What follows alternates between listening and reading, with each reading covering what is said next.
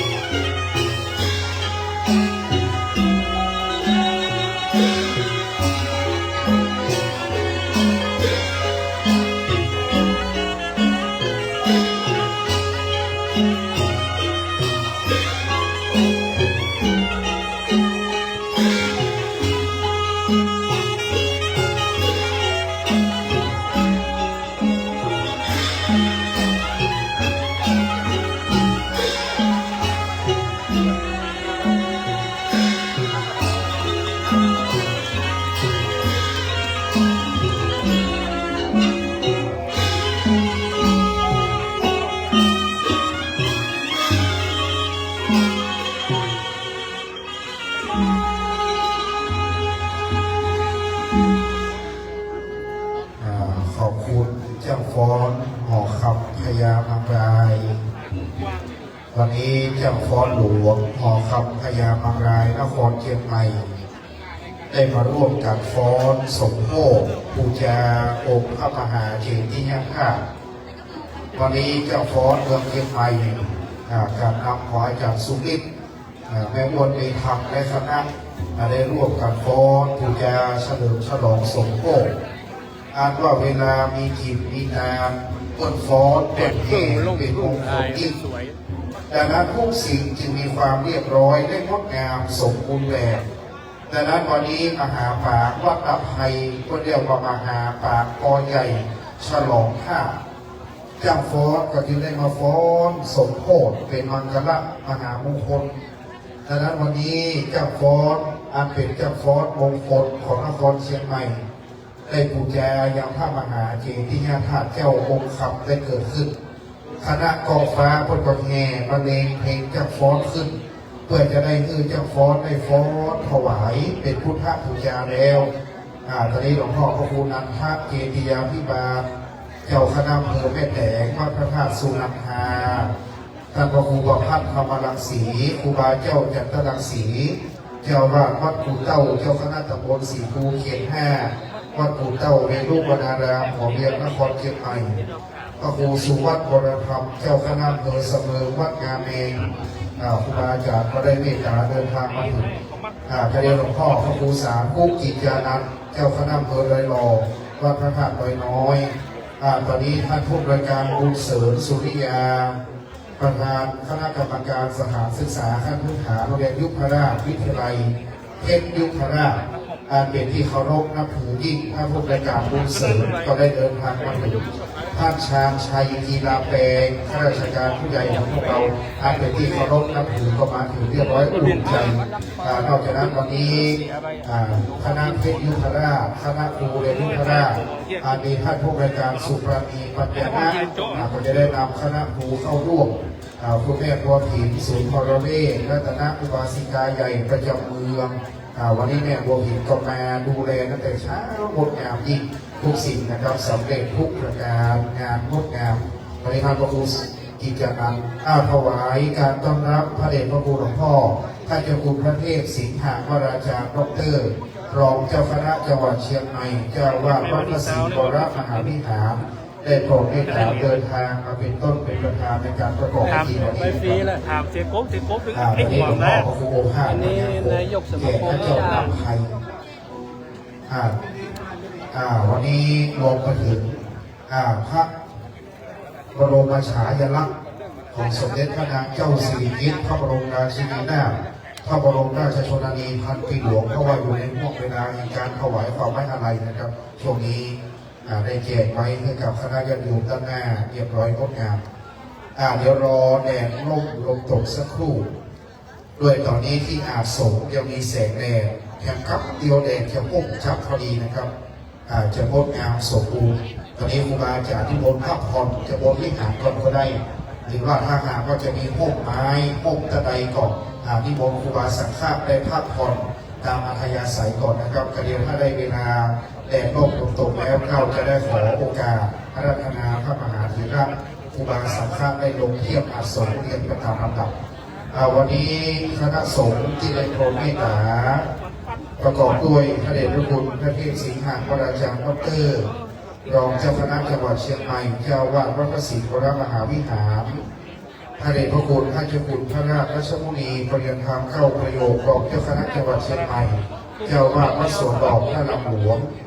พระเดชพระคุณท่านเจ้าคุณพระศรีศิลปาจารย์ที่ปรึกษาเจ้าคณะภาคเจ็ดวัดพระธาตุศรีจอมทองวรวิหาร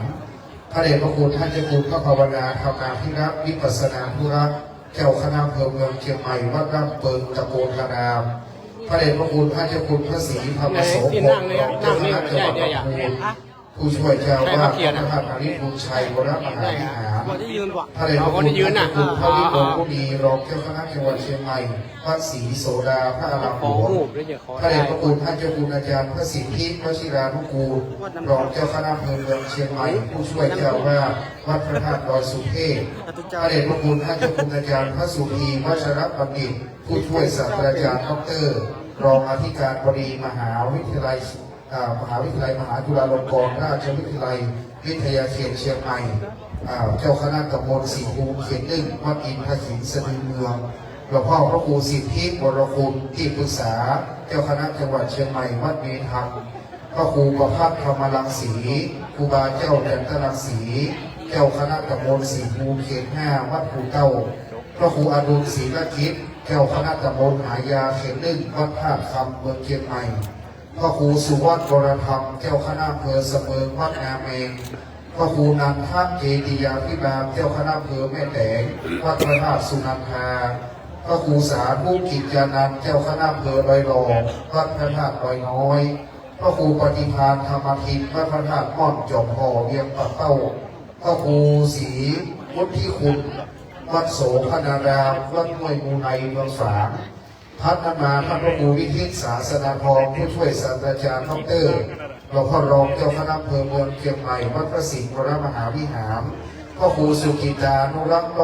เจ้าคณะอำเภอฝางวัดพระบาทอุดมท่านพระครูบัณฑิตวชิราพรดร.เลขานุการเจ้าคณะจังหวัดเชียงใหม่เจ้าคณะตำบลหนองหอยวัดเมืองสามน้อยพระครูอภิวัฒนวิกรมรองเจ้าคณะอำเภอดอยหล่อวัดปากตาลเจริญดอยหล่อพระครูประภัสสุตกิจครูบาพระมหามิ่งมิตรวัดหม้อคำตวงท่านพระครูสุจิตวรยานครูบาหลวงวัดปากตันเวียงเชียงใหม่พระครูสุนทรขันติรัตน์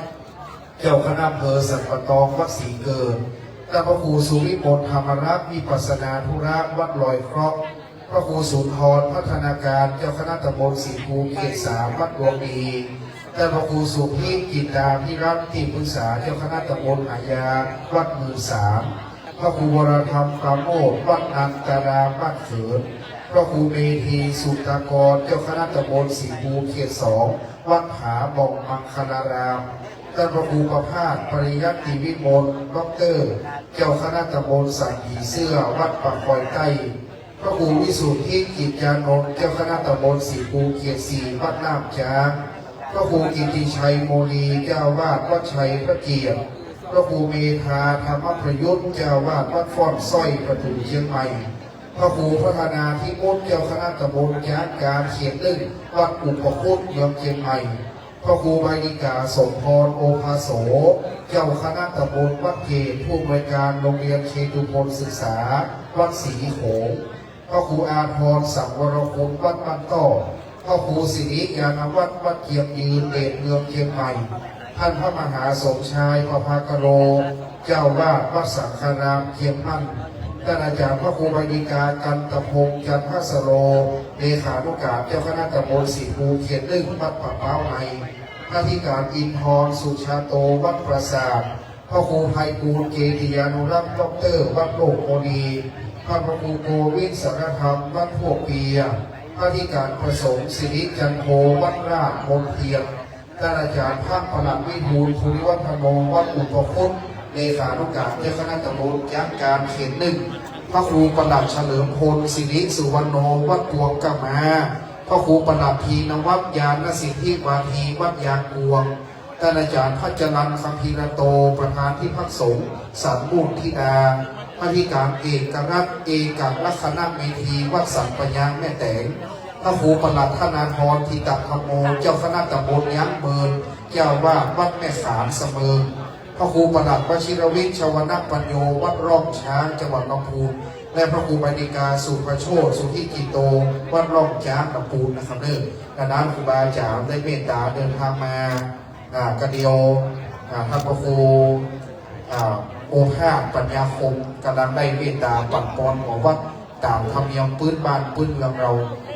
อีกประมาณ15 นาทีก็น่าจะรบดังนั้นวันนี้อยู่ที่สะโหนวันตกอ่านว่าพระอาทิตย์รับเหลี่ยมเขาโดยสุเตศเจ้าอ่านว่าเป็นยามเวลาอันแดดร่มลมตกบ้านเมืองเชียงใหม่อยู่กลางเวียงนี่คือว่าเขตกำแพงเวียงชั้นในกำแพงเวียงชั้นในเดิมแล้วเป็นวังที่พญามังรายมหาราชได้สร้างวังของเจ้าฟ้ามหากษัตริย์สิ้นสุดราชวงศ์มังรายแล้วต่อมาถึงราชวงศ์กาวิระพ ระบรมราชากาวิละฟื้นมากเมืองเชียงใหม่ได้สร้างบ้านแปลงเมืองเก็บฮักใส่ซาเก็บข้าใส่เมืองยุคฟื้นมากเอาลกไล่มากออกจากเมืองเชียงใหม่ไปกว่าตอนเอาไผ่พลลูกแต่หัวเมืองเหนือคือว่าเอาเจ้าไตเขินลูกแต่เมืองเขมรัตนครเชียงตุง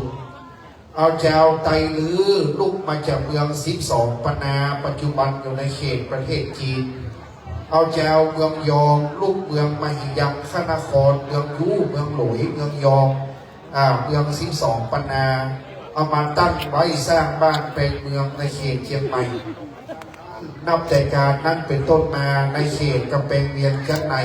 จะมีวัดวาอารามและคุ้มหลวงของเจ้าผู้ครองนครคุณแม่จันฟองและคุณเชิดพงษ์กิ่วแก้วบอกว่าได้สร้างพระธาตุในเขตกำแพงเวียงดังนั้นในเขตกำแพงเวียงนี้มีวัดพระครูเฉลิมพระเกียรติได้สร้างภาพองค์คำองค์งามไว้เป็นศิลปะสถาปัตยกรรมเก่าแต่โบราณองค์หนึ่งบ้านเหิงนับไพก็ว่าสร้างพระธาตุเจ้านับไพชื่อเป็นมงคลนามไว้แห่งองค์หนึ่งพระธาตุเจ้านับไพองค์นี้จะยกฉัตรถวายทานเป็นองค์พ้วนเสาเก้าในวันนี้29พรุ่งนี้ประกาศเครือข่ายเฮาเดอร์สถาอุบาสกอุบาสิกาน้อยใหญ่ที่เขาไปสร้างธาตุติดตามบุญครอบครัวกิ่วแก้วศิษย์ในหลวงปู่ทองด้วยกันพรุ่งนี้จะเป็นองค์ที่30นะครับจะสร้างที่วัดศรีดอนตองอำเภอเมืองลำพูนถนนซุปเปอร์ไฮเวย์เชียงใหม่ลำปางสัญจรไปมาได้ง่ายพรุ่งนี้ก็บ่าย4 โมงพรุ่งนี้จะเริ่มสร้างองค์ที่30องค์ที่31เขาจะสร้างปี69ขึ้นปีใหม่ไทยคือวันที่4 มกราคมจะเดินทางไปที่ทางเหนือของเวียงเชียงใหม่คือว่าห้วยงูในวันที่4ก็จะวางอีกองค์หนึ่งเป็นองค์ที่31แล้วก็สละแก้วหนองขำแม่ตาจ้างหางดงเป็นองค์ที่32ดังนั้นวันนี้เราตามองค์เสาเก้าก่อนนะครับสำหรับองค์ที่28สร้างพุทธคยาจำลองไว้ที่พุทธมณฑลเชียงใหม่จะตาม15 มกราคมครูบาป้อบุญจุบยานสังวโรอรัญญวาสีที่คุจะเดินตามมาที่พุทธมณฑลเชียงใหม่และใต้ร่มบารมีธรรมแห่งเจ้าพระคุณสมเด็จพระมหาธีราจารย์เจ้าคณะใหญ่หนเหนือเจ้าวาดวัดพระเชตุพนวิมลมังคลารามราชวรมหาวิหารจะเมตตาเดินทางมาเป็นประธานในการถวายเจดีย์พุทธคยาจำลองที่พุทธมณฑลเชียงใหม่ตอนนี้เจดีย์12 ราศีปีปึกครอบครัวกิ่วแก้วได้สร้างครบถ้วน12 ราศีปีปึกประเพณีจุกพระธาตุแล้วก็องค์อื่นๆก็ได้มีการสร้างไว้ดังนั้นทุกอย่างทุกประการก็ได้สร้างมาตลอดนะครับหนึ่ง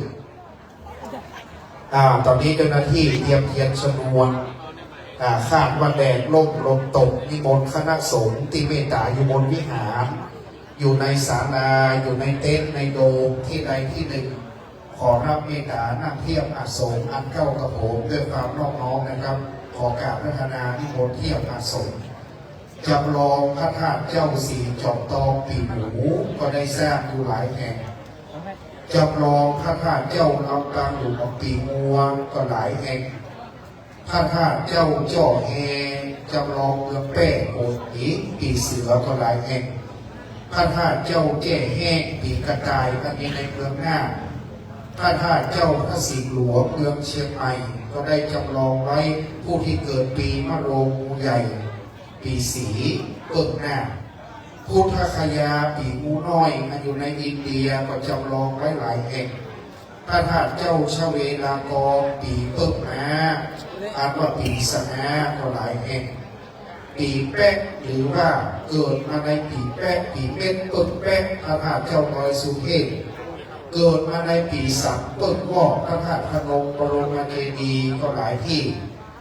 ปีเล้าเปิดไก่พระธาตุเจ้าหาริพุชัยก็ได้สร้างไว้ปีเซตหรือว่าเปิดหาปีจอนั้นก็สร้างพระธาตุเจ้าเกศแก้วจุฬามณี ปีกุลหรือว่าปีไก่เปิดแจ้งเปิดสร้างพระมหาชินราชเจ้าลอยตุ่มนะครับเนี่ย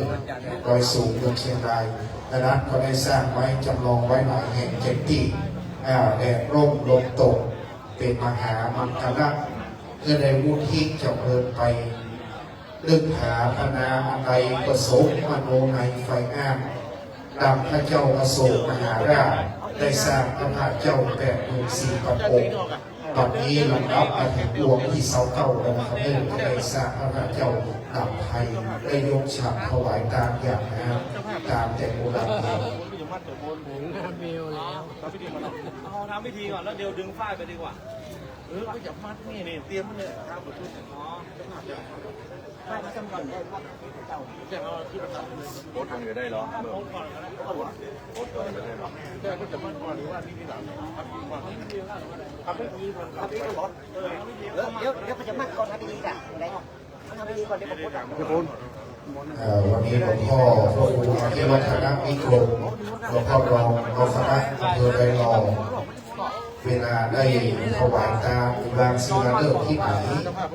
พิธีกรอาจารย์จะร่วมกับหลวงพ่อพระครูอภิวัฒนวิกรมประคับประคองงานเรื่องงามเสมอมาวันนี้หลวงพ่อพระครูอภิวัฒนวิกรมรองเจ้าคณะอำเภอไรลองก็เมตตาเอียงอาจจะเอียงได้เลยคณะสงฆ์ที่ร่วมนะครับที่นำตกคณะสงฆ์ที่เจ้าภาพไปสร้างภาพไว้นิมนต์ตะวันตกนะครับเลิกจะโมกวัดต่างๆที่เจ้าภาพไปสร้างภาพไว้นะครับคณะสงฆ์ที่มาร่วมพิธีขอนิมนต์อันนี้ถามเฉพาะของผมนิมนต์ตะวันตกนะครับที่มาร่วมพิธีและสำหรับคณะสงฆ์พิธีจำนวน50 กว่ารูปเดี๋ยวมาเที่ยวมาส่งข้ามวิหารนะครับแล้วก็คณะสงฆ์ที่มาร่วมวัดที่เขาไปอยู่ร้านปุ่นไทยมาดูไทยไปมันนุ่งอ่ะครับก็ที่ตะวันตกนี่มันย้อนแสงตาฮะมันย้อนแสงไปปุ่นอ่ะผมถ้าไปอยู่ร้านปุ่นดีแต่จุดนี่เห็นบอกถ้าปุ่นกับจุดนี่กับจุดแค่ประเทศได้อยู่เนี่ย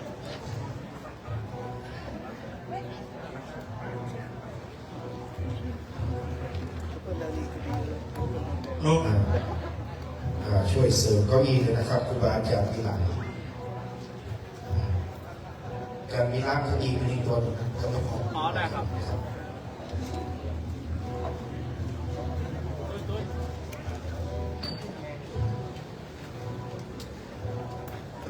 เนี่ยบ้านตาลน่ะเฮ้ยแรงแบบนี้ทุกอย่างทุกประการครูบาสังฆะในบ้านเมืองล้านนานครเชียงใหม่พระราชาคณะพระผู้ใหญ่เจ้าคณะผู้ปกครองสงฆ์ได้เมตตานักเที่ยวอาสมครบถ้วนมีร่มบารมีแห่งพระเดชพระคุณหลวงพ่อพระเทพสิงหวราจารย์ดร.รองเจ้าคณะจังหวัดเชียงใหม่เจ้าวาดวัดพระสิงห์วรมหาวิหารเป็นต้นเป็นประธานบัดนี้เพิ่งสมัยการเวลาอันจะได้ส่งโพข้าเจดีย์ข้าเจ้าข้าเจ้ารับไทยองค์พ้นเสาเก้าที่ได้สร้างขึ้นสืบทอดพระพุทธศาสนาเพื่อได้การกุ่งลุ่งเรืองไปในเมืองเชียงใหม่และจะได้ยกยอดชัดสุวรรณทองคำการกั้นบังเงาเหนือพระธาตุเจ้าละภัยในเขตกำแพงเมียงจัดในพระนครเชียงใหม่ตัดที่นี่บัดนี้อันดับแรกในคำรบเบื้องต้นจะเป็นการจุดธูปเทียนเครื่องนมัสการบูชาพระรัตนตรัยและบูชาพระมหาเจดีย์ธาตุเจ้าพระบรมสารีริกธาตุก็ขอประทานอนุญาตกราบพระนาพระเดชพระคุณหลวงพ่อท่านเจ้าคุณพระเทพสิงหวราจารย์ดร.รองเจ้าคณะจังหวัดเชียงใหม่เจ้าวาดวัดพระสิงห์วรมหาวิหารโปรดเมตตาเป็นประธานจุดธูปเทียนเพื่อบูชาพระรัตนตรัยครับได้ผูกยังได้ดีอ่ะสาธุชนน้องประนมมือขึ้นครับสำรวมกายสำรวมวาจาสำรวมใจตั้งทิศคือเป็นสมาธิน้องประนมมือไหว้ขึ้นพร้อมกันด้วยความนอบน้อมวันนี้หลวงพ่อรองเจ้าคณะจังหวัดเชียงใหม่วัดพระสิงห์วรมหาวิหารผู้เป็นพระราชาคณะ เมตตาเป็นประธานจุดธูปเทียนบูชายังพระธาตุเจ้าพระรัตนแก้วเจ้าทั้งสามหน้าโต๊ะบูชาเป็นเครื่องสักการะต่อพระธาตุเจ้าดับภัยอันเป็นที่ไว้แห่งคนและเทวดาทั้งหลายต่อจากนั้นจะเป็นการจุดธูปเทียนเครื่องทองน้อยด้านหน้าภาพถ่ายของพระเดชพระคุณหลวงปู่พระพรหมมงคลหลวงปู่ครูบาทองสิริมังคละมหาเถระในการนี้ก้าวขอนิมนต์พระเดชพระคุณพระเจ้าคุณพระศรีศิลปาจารย์ที่ปรึกษาเจ้าคณะภาคเจ็ดผู้ช่วยเจ้าวาดพระประธานศรีจอมตองวรวิหารอันเป็นศิษย์ในพระเดชพระคุณหลวงปู่เมตตาจุดธูปเทียนเครื่องทองน้อยครับสถาไว้เน้อน้อมไว้ในศีลธรรมกรรมฐานบารมีแห่งพระเดชพระคุณหลวงปู่พระพรหมมงคลหลวงปู่ทองเมตตามีดำริเมตตาที่สร้างข้าเจ้าที่ไหนครอบครัวกิ่วแก้วมีคุณแม่จันทองและคุณเชิดพงษ์และคณะจะสนองปณิธานหลวงปู่ถวายเป็นพุทธบูชาธรรมบูชาสังฆบูชาหากหลวงปู่ทราบโดยญาณวิถีใดๆจะปลื้มปิติในสัมปรายภพขอศีลธรรมกรรมฐานและบารมีธรรมหลวงปู่ทองโป๊กห่มเก้ารักษาและได้โปรดอนุโมทนาแก่ศิษยานุศิษย์อันมีความกตัญญูกตเวทิตาคือลูกศิษย์ได้รุ่งเรืองวัฒนาสิบไปนะครับขอหลวงปู่รักษานะครับต่อไปหลวงพ่อวินผลอินทพโลอันเป็นที่เคารพของครอบครัวการนี้เชิญท่านทันตแพทย์คงเพชรกิ่วแก้วได้น้อมนำจุดธูปเทียนเครื่องทองน้อยด้านหน้าภาพของหลวงพ่ออินผลอินทพโลก็หลวงพ่ออินผลนั้นท่านก็ได้บุญได้กุศลมาโดยตลอดครั้งไม่ท่านยังดำรงธาตุขันธ์อยู่นั้นท่านก็เดินทางไปร่วมอนุโมทนาบุญอยู่หลายแห่งดังนั้นติดพระดวงวิญญาณของหลวงพ่ออินผลอยู่สถิตเสถียรสำราญในติพยัคฆ์พิมานใดก็คงจะปลื้มปิติในสัมปรายภพไม่ขาดนะครับบัดนี้ลูกหลานจึงแสดงความกตัญญูต่อมาที่ด้านหน้าของคุณนงรักกิ่วแก้วเชิญคุณน้ำเพชรกิ่วแก้วน้อมนำอธิษฐานถือแก่บุพการีผู้มีคุณอีกท่านหนึ่งดวงวิญญาณท่านก็จะได้อนุโมทนารับรู้รับทราบได้รับส่วนกุศลซึ่งเป็นมหาบุญอันที่ยิ่งใหญ่ที่สุดดังนั้นดวงวิญญาณท่านอยู่ในสัมปรายภพมองลงมาคนก็โยกมือไหวแล้วก็จะได้โมทนาสาธุเอาเป็นบุญกุศลอันยิ่งใหญ่แล้วและเทียนขันสาครน้ำพระพุทธมนต์เชิญคุณพฤกษาทิติภาวินโชคได้เข้าจุดเทียนน้ำมนต์ด้านหน้าพระเดชพระคุณหลวงพ่อท่านเจ้าคุณพระราชราชมุนีรองเจ้าคณะจังหวัดเชียงใหม่วัดสวนดอกท่ารามหลวงครับขอสัพพมิมงคลแห่งพระพุทธสัพพมิมงคลแห่งพระธรรมสัพพมิมงคลแห่งพระสงฆ์ปกป้องคุ้มครองรักษาอย่างเจ้าภาพและผู้มีเกียรติสาธุชนที่มาร่วมบุญมากมายมหาศาลวันนี้ได้มาร่วมที่วัดตับไผ่นะครับพร้อมกันนี้ขอเจริญพรเชิญคณะเจ้าภาพจำนวน9 ท่านได้จุดเทียนมงคล9 เล่มเล่มที่1ขอเจริญพรเชิญคุณเชิดพงษ์กิ่วแก้วตัวแทนของคุณแม่จันทองกิ่วแก้วพร้อมลูกหลานสาธุชนประนมมือไว้นะครับเป็นจุดเทียนมงคลอธิษฐานเอาเด้อเล่มที่2เจริญพรเชิญผู้ช่วยศาสตราจารย์ดร.สมพรวิทยา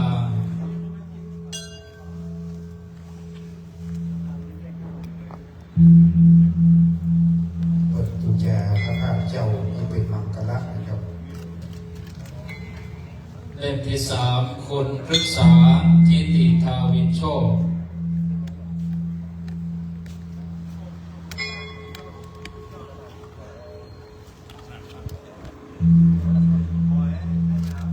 เล่มที่4ทันตแพทย์พงเพชรกิ่วแก้ว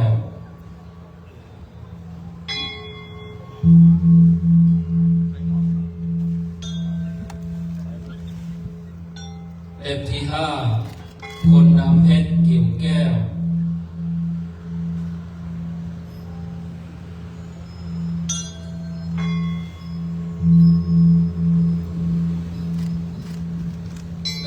6คุณเกษราบุญบัว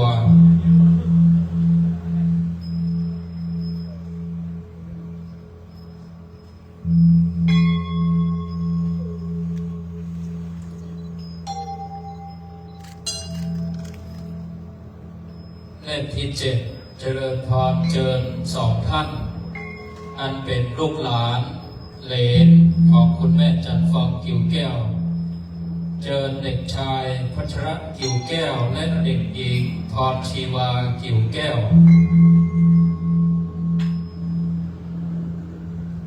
มาถึง2 ท่าน 2 คนจุดไปกันครับแบ่งดีไว้ให้ลูกแบ่งถูกไว้ให้หลานคนก็สืบคนไปก็สืบไปสืบเจตนาของคุณแม่จันฟองต่อไปเล่มที่8คุณกัลยาคำปันขอเจริญพรเจริญ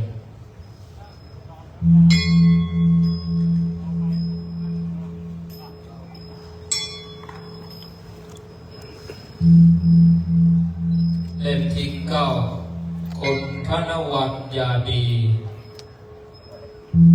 และบัดนี้9 เล่มเป็นนวโนอุตรธรรมเจ้า9 ประการครอบครัววงตระกูลแห่งคุณแม่จันฟองกิ่วแก้วครอบครัวคุณเชิดพงษ์กิ่วแก้วลูกหลานเหลนอันเป็นทายาทธรรมที่ได้น้อมนำบุญได้จุดขึ้นแล้วต่อจากนี้ไปนั้นตามธรรมเนียมที่เราได้สร้างพระธาตุเจ้าร่วมกันมา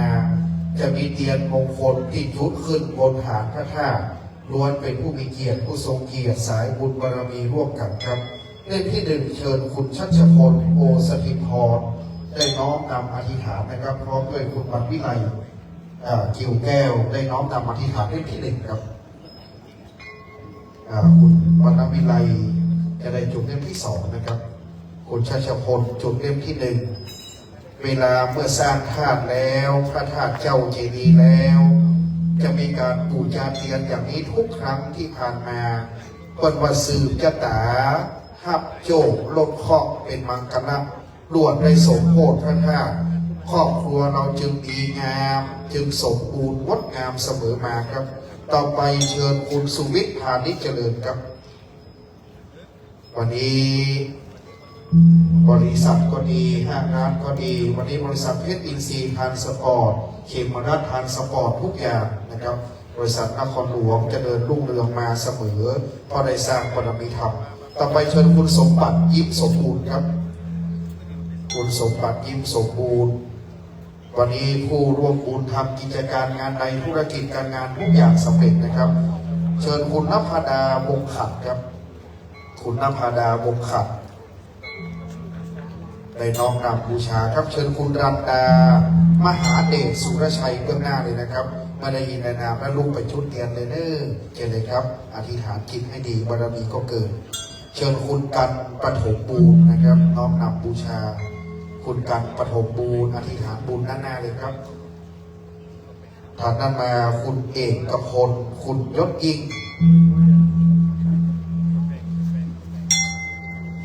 เจริญพรเจิญตัวแทนของคณะศรัทธาบ้านดงหลวงตัวแทนคณะศรัทธาบ้านดงเหนือตัวแทนคณะศรัทธาวัดสี่ดอนตองตำบลอุโมงค์อำเภอเมืองจังหวัดลำพูนเจริญพรเจิญตัวแทนคณะศรัทธาวัดห้วยงูในอำเภอฝาง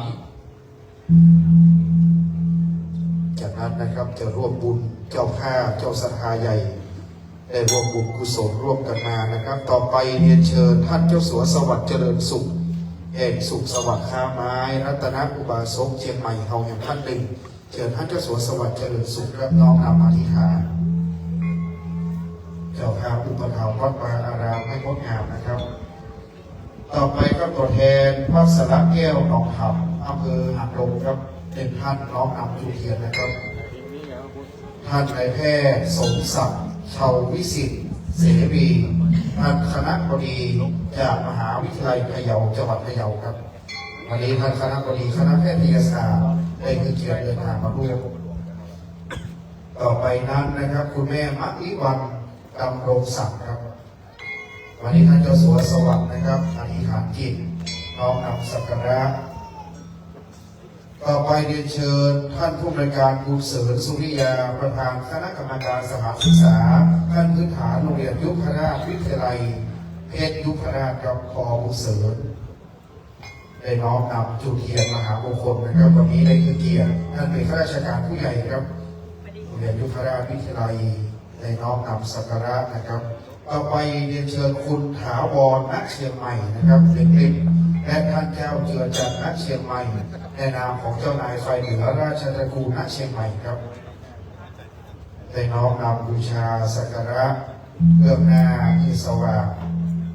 ร่วมบุญร่วมกุศลนะครับแต่นั้นเรียนเชิญท่านผู้อำนวยการสุปราณีปัญญานะครับผู้อำนวยการโรงเรียนยุพราชวิทยาลัยได้น้อมนำอธิษฐานจุดเทียนบูชาจากนั้นเชิญท่านชาญชัยทีนาเปนะครับข้าราชการผู้ใหญ่ของพวกเราในนามของผู้ดีหัวหน้าขนส่งเชียงใหม่ของพวกเราแล้วก็คณะของข้าราชการในยุพราชวิทยาลัยด้วยท่านชาญชัยทีนาเปจากนั้นได้เชิญท่านศาสตราจารย์ดร.ปรัชญาท่านดร.เกตการดาท่านปรัชญวัฒน์คงทวีเลิศนะครับในน้อมนำร่วมบุญมาครับครอบครัวคงทวีเลิศจากนั้นได้เชิญคุณศรีนวลโสภาครับเจ้าภาพได้มาร่วมบุญกุศลวันนี้ยิ่งมากบารมีบุญใหญ่ก็เกิดขึ้นนะครับท่านพอบุญเสริญท่านชันชัยท่านเจ้าภาพครอบครัวคงทวีเลิศได้น้อมนำอธิษฐานร่วมกันนะครับจุดเทียนแล้วเพื่อเป็นมงคลอันผ่องแผ้วสว่างสวัยดังประทีปแก้วเสกปัญญาเราสร้างพระธาตุเจ้าที่ไหนที่นั้นก็จะสว่างสวัยไปด้วยแสงแห่งปัญญาครอบครัวกิ่วแก้วจึงได้สร้างพระธาตุเจ้ามาแล้วนะครับเข้าองค์ที่32นะครับจะรุ่งเรืองวัฒนาสถาพรตั้งพระศาสนาไว้รุ่งเรืองในเมืองล้านนาอย่างนี้เป็นบุญบารมีที่ใหญ่ครับได้น้อมนำสักการะได้น้อมนำอธิษฐานให้น้อมนำเป็นกุศลบุญสุนทรทานเพื่อบุญกิจบุญตาจงวัฒนาสถาพรไปเพื่อยิ่งใหญ่ทุกคนนะครับได้ตั้งจิตให้ใสตั้งใจเป็นสมาธิท่านเอมิราชสำเร็จพระโพธิญาณด้วยคำว่าอธิษฐานบารมีเวลาจุดเทียนก็อธิษฐานนะครับทุกอย่างจะสำเร็จเพราะอธิษฐานเป็นหนึ่งในบารมีสิบทัศน์ครับผมได้แล้วครับ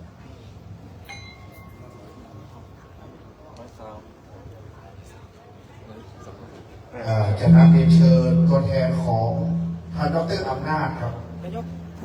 ท่านดร.อำนาจบัวศรีของผู้แทนหนึ่งท่านนะครับ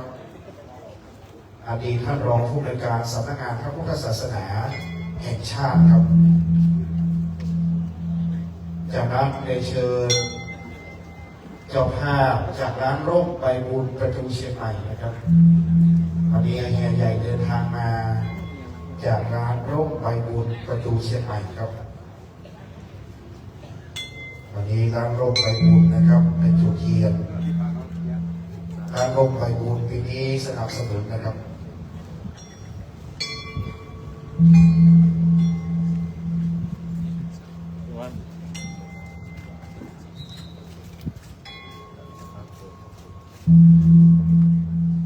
จากนั้นได้เชิญคุณแม่บัวหินสุนทรเวชครับได้จุดเทียนมหามงคลเล่มปิดท้ายนะครับจากนั้นเจ้าหน้าที่เตรียมขันขอศีลครับจะได้ขอเรียนเชิญคุณเชิดพงษ์กิ่วแก้วถวายขันเข้าต่อดอกไม้ขอสมทานเป็นศีลด้านหน้าหลวงพ่อพระราชรัชมุนีรองเจ้าคณะจังหวัดเชียงใหม่วัดสวนดอกพระนามหลวงครับคุณเชิดพงษ์น้อมนำถวายขันขอศีลนะครับวันนี้ทูบเทียนดอกไม้เป็นเครื่องสักการะน้อมบูชาต่อพระรัตนแก้วเจ้าทั้งสามบูชายังพระพุทธพระธรรมพระสงฆ์และพระจิตติยธาตุเจ้าองค์คำวัดน้ำไพเราจะน้อมกับพระสาธุชนกราบมี กราบสองกราบสามอิมินา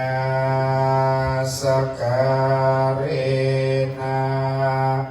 พุทธังอภิปูชยามาอิมินาสการนะธัมมังอภิปูชยามาอิมินาสการนะสังฆังอภิปูชยามาอะระหังสัมมาสัมพุทโธภะคะวาพุทธังภะคะวันตังอะภิวาเทมิ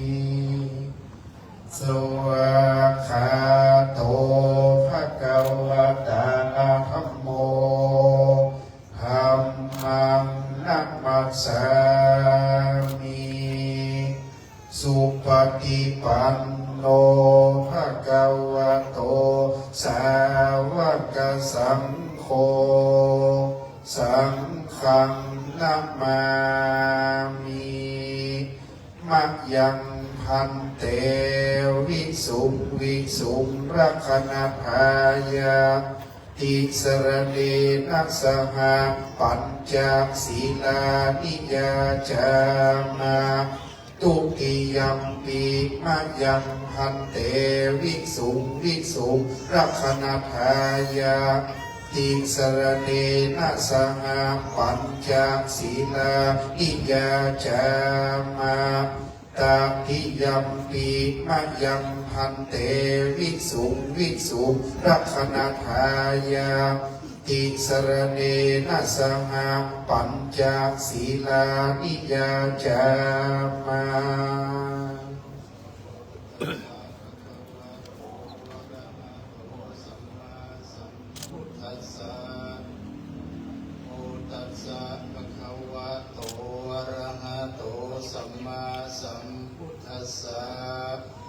นะโมตัสสะภะคะวะโตอะระหะโตสัมมาสัมพุทธัสสะนะโมตัสสะภะคะวะโตอะระหะโตสัมมาสัมพุทธัสสะนะโมตัสสะภะคะวะโตอะระหะโต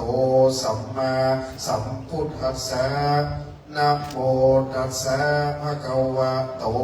อะระหะโตสัมมาสัมพุทธัสสะธังสรณังคัจฉามิพุทธังสรณังคัจฉามิสรณังคัจฉามิธัมมังสรณังคัจฉามิธังสรณังคัจฉามิสังฆังสรณังคัจฉามิ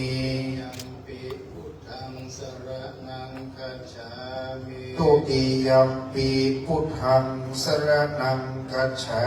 มิยัมปิธัมมังสรณังคัจฉามิตุติยัมปีธัมมังสรณังคัจฉามิยัมปิสังฆังสรณังคัจฉา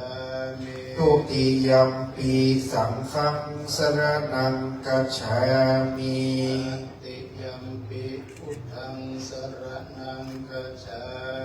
ตาทิยัมปีพุทธังสรณังคัจฉามิยัมปิธัมมังสรณังคัจฉามิตาทิยัมปีธัมมังสรณังคัจฉามิยัมปิสังฆังสรณังคัจฉามิตาทิยัมปีสังฆังสรณังคัจฉามิ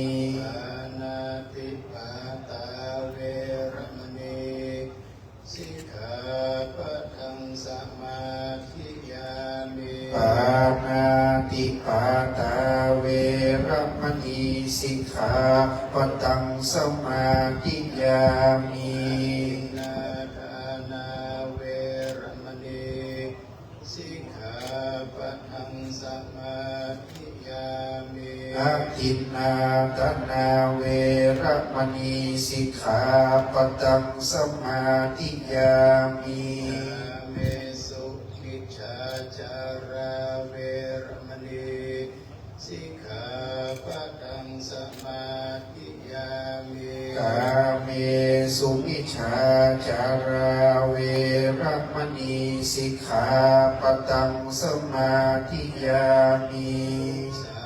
วาทาเวระมณีสิกขาปตังสมาธิยามิมุสาวาทาเวระมณีสิกขาปตังสมาธิยามิเมรยะมัชฌัปปมาทัฏฐานาเวระมณีสิกขาปตังสมาธิยามิสุราเมรยะมัจจปมาทัฏฐานาเวระมณีสิกขาปตังสมาธิยามินิปัญจสิกขาปทานิสีเลนะสุขติยันติสีเลนะโภคสัมปทาสีเลนะนิพพุติยันติตัสสมาสีลังวิโสทะเยสา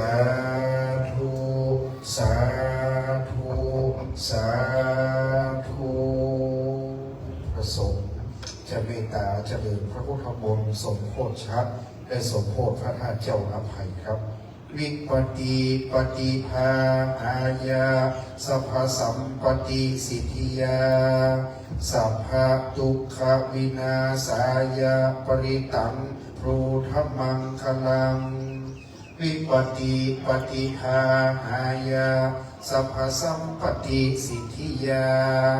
สัพพพยาวินาศายาปริตังพรูธรรมังคลังวิปติปฏิภาหายาสัพพสัมปติสิทธิยาสัพพโรคะวินาศายาปริตังพรูธรรมังคลังตัวนามิตังสมิตาแกมิตาอาวิกิตาจิตาปาริตังพนันตุสักเทกาเมตโลเกวิจิตาราเตจันตริเกวิมาเนอิเประเทสกาเมตโลนักหะเรเกวัตุมิเกเตอุมาเตียนโตเทวาจารามิสเมยะตาคันธัพนาตาทิฏฐันตาสันติเกยังโมนิวรวัชนังสาธโวเมสุนันตุธัมมัสสวนาการโรอายัมภัตตันตาธัมมัสสวนาการโรอายัมภัตตันตาธัมมัสสวนาการโรอายัมภัตตันตานะโมตัสสะภะคะวะโตอะระหะโตสัมมาสัมพุทธัสสะนะโมตัสสะภะคะวะโตอะระหะโตสัมมาสัมพุทธัสสะนะโมตัสสะภะคะวะโตอะระหะโตสัมมาสัมพุทธัสสะ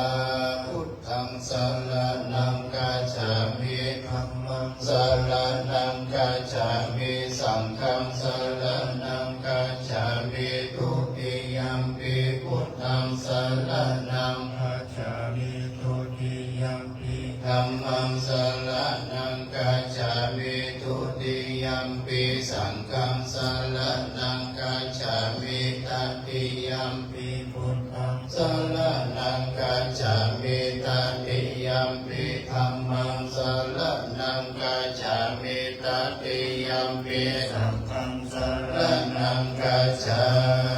มินะโมอะระหะโตสัมมาสัมพุท ตัสสะมะเหสิโนนะโมอุตตมะธัมมัสสะสวะกาตัสสิวะเตนิดานะโมมหาสังฆัสสะปิวิสุทธัสสิระติติโตนะโมโอมัตตยารัตนัสสะรัตนัตยาสะสะทุกังนะโมโอมากะปิตัสสะตัสสะวะตุตยาสะปินะโมกะระปะภาเวนะวิคัจฉันตุปัตตวะนะโมกะระนุภาเวนะสวัสดิโหตุสัพพะทานะโมกะระสะเตเตนะวิกิมหิโหหิเตชะวะอะเสวนาจะปาลานังอันลิยานังเอตัมมังกาลามุตตมังปฏิรูปเทสาวาโสจะปุเพจักตาปุญญาตาอัตตสัมมาปณิทิจาเอตัมมังคาลามุตตมังภาหุสัจจัญจาสิปัญจวินัยโยจะสุสิกิโตสุภาสิตาจายาวาจาเอตัมมังคาลามุตตมังมัตตาปิตุอุปัฏฐานังพุทธาคารัสสะสังฆาหูอานาคุลาจักกัมมันตาเอตัมมังคาลามุตตมังทานัญจะธรรมจาริยัญจายะตังกานัญจะสังฆาหูอานาวัญชานิกัมมานิเอตัมมังคาลามุตตมังหารติวิรติปะปะมัจจปนาจะสัญญโมอัปปะมาโทจะธัมเมสุเอตัมมังมุตตมังคาลาโวจะเนวะโตจะสันตุทิจักกัตตัญยุตตากาเลนะธัมมัสสะวันนังเอตัมมังคาลามุตตมังคันติจะโสวะจะสักกะสัมมานานัญจะทัสสะนังกาเลนะธัมมัสสะกัจจายตัมมังคาลามุตตมังตัพโพจะพรหมจาริยัญจาริยสัจจานาทัสสะนังนิพพานาสัจจิกิริยาจาเอตัมมังคาลามุตตมังพุทธัสสะโลกธัมเมหิจิตังยัสสะนะกัมปันติอาโสขังวิราชังเทมังเอตัมมังคาลามุตตมังเอตติสานิกัตวานาสัพพัทธมะปราชิตาสัพพัทธะขัจจติตันเตสัมมังคาลามุตตมันติมหามังคาลาสุตังยังกินชีวิตตังอิทาวาหุรังวาสักเคสุวายังลันตานังปานิตังนาโนสัมมังอาทิตถากาเตนะอิทัมปิพุทเทรัตนังปันนิตังเอเตนะสัจเจนะสุวัตตุขยังวิราคังอามาตังปานิตังยันทัชชะคาสักกายังมุนิสมาหิโตนะเตนะธัมเมนะสัมมาทิกิจจิธัมปิธัมเมรัตนังปานิตังเอเตนะสัจเจนะสุวัตถิโหตุยังพุทธเสโทปาริวันนายิสุจิงสัมมาทิมานันตาริกัญญาหุสัมมาทินาเตนะสัมโมนาวิชติธัมปิธัมเมรัตนังปานิตังเอเตนะสัจเจนะสุวัตถิโหตุเยปุคลาทัสสะตังปัสสะทาจัตตาริเอตานิยุคานิโหติเตทักขินายาสุขตัสสะสาวกายเตสุทินานิมหาภลานิเอธัมปิธัมเมรัตนังปานิตังเอเตนะสัจเจนะสุวัตถิโหตุเยสุภายุตตมานาสัทธาเนนานิกามิโนโคตัมมาสัสสนังมิเตปัตติปัตตาอะมาตังเวรัตตามุทานิพุทธิพุทธมานาอิธัมปิธัมเมรัตนังปานิตังเอเตนะสัจเจนะสุวัตถิโหตุขีนังโมรานังนาวังนัตถิสัมภวังวิรัตตจิตายะติเกภวัสสมิงเตขีนาปิจาวิช จันทานิพันติกิรายะทายัมปฏิโปเอตัมปิสังเคลัตตันนังปันติตังเอเตนะระเตนะสุวัคคิโหตุเมตัญจะสัพพะโลกัสสมิงมานาสัมบาระเนอปาริมาณังโอดังอาโนจันติริยัญจะสัมปะทังอเวลังสัพพตังติถันจะลังนิสินโนวาสยโนวายาวะสัพพิกตามิโทเอตังสติงอทิไถยพรหมเมตังเวหารังอิธรรมาโอทิติจานุปคัมมาสีลาวาทัสสะเนนะสัมปันโนวินัยเกทังในจตุกัปปะสยังโอนาเรติติกรณิยังเมตตังสุตั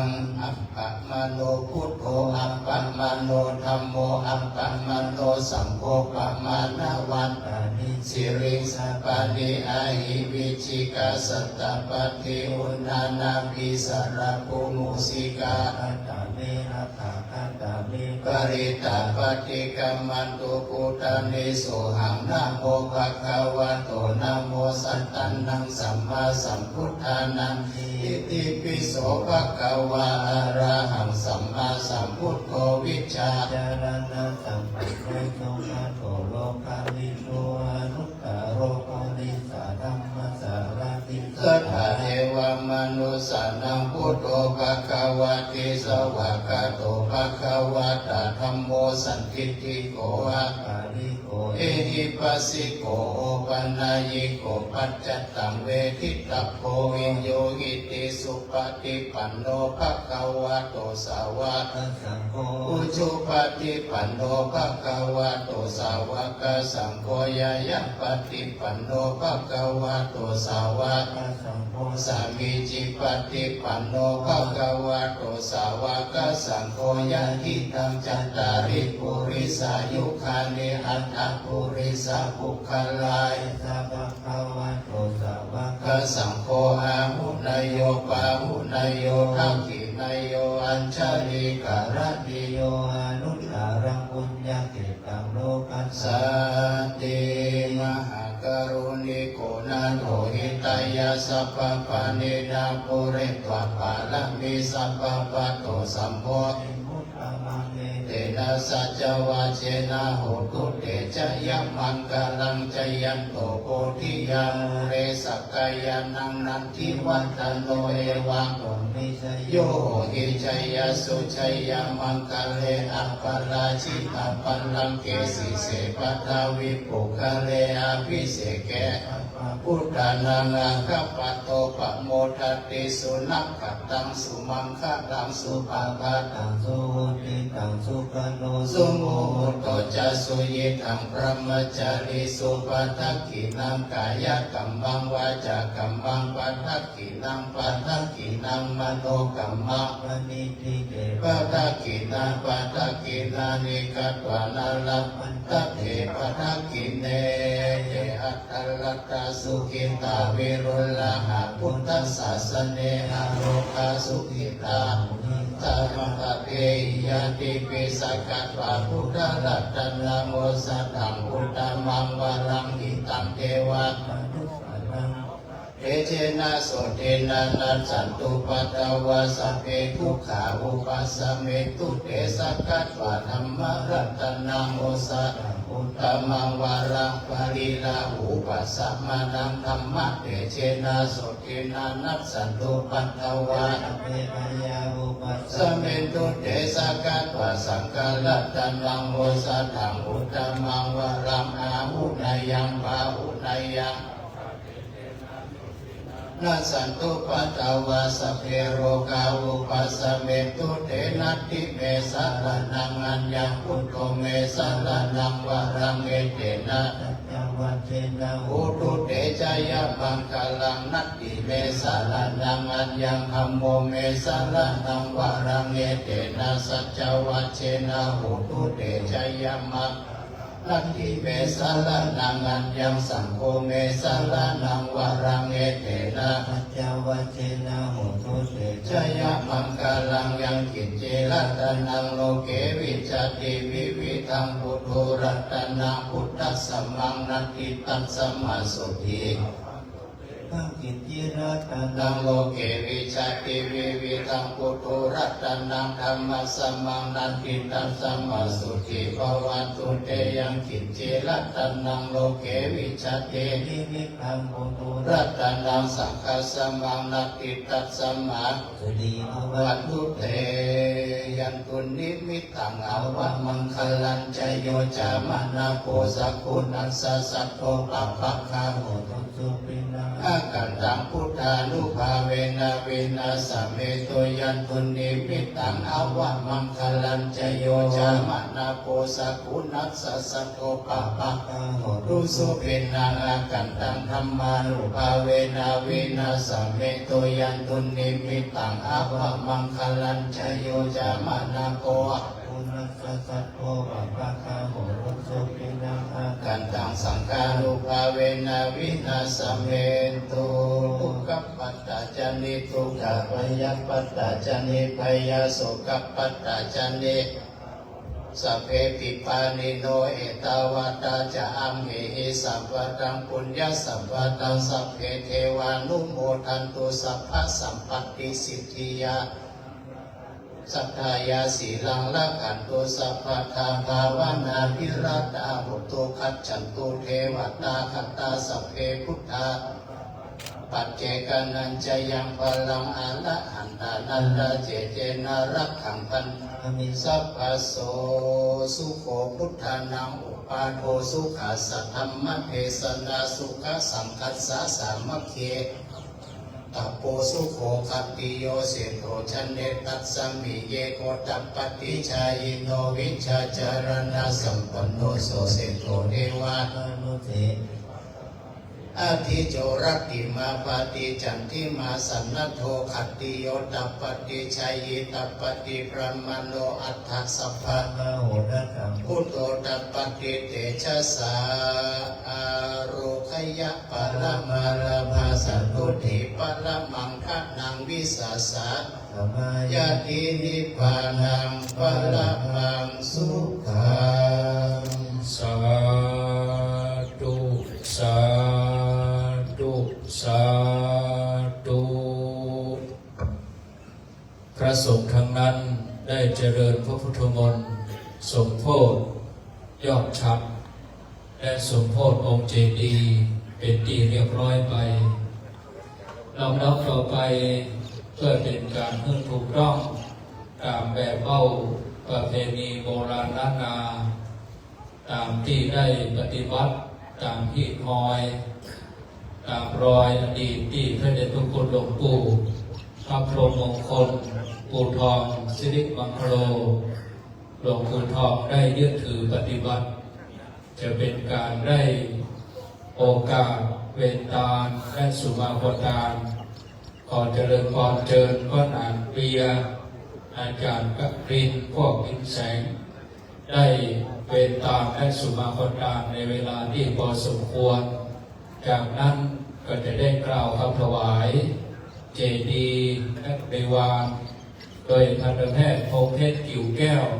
จะได้เป็นผู้กล่าวคำถวายจากนั้นเจ้าภาพจะได้ประเคนถึงจะได้ยกชักตามลำดับต่อไปไปจะได้สุมาพดาและโอกาสเวตาตามจารีตที่ยังพระเดชพระคุณหลวงปู่พระพรหมมงคลหลวงปู่ทองและคณะศิษย์ได้น้อมนำกระทำบำเพ็ญมาคือครอบครัวขิวแก้วและได้ถวายตามในวันนี้เป็นมังกรนะครับเนื่องอิตังโนสัพพวัตถุปุจจุปการนาวิเศษสัตตนังวรันตักขีนายากายะตัวเลวัจีตัวเลมโนตัวเลสัมจินจาปมาเตนะวาสัมจินจาปมาเตนะวากายะกร กัมเมนะวาวจีกัมเมนะวามโนกัมเมนะวาอดีตโตสังปัจจุปนโตสังอนาคตโตสังสัพพังโตสังฆมันตุโนโยสัมนิสินโนวรัมโพธิมูเลมาลังสเสนังมหันติงวิจัยโย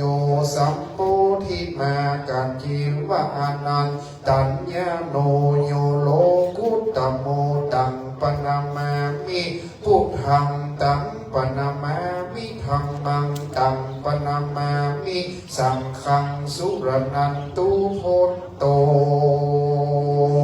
เตวะสังฆาโยดูแลฟังเราฟังราเตปะกาณามวลหมู่อัมสถิตอยู่กูวิมานจุกจะฟังเสียงสากล่าว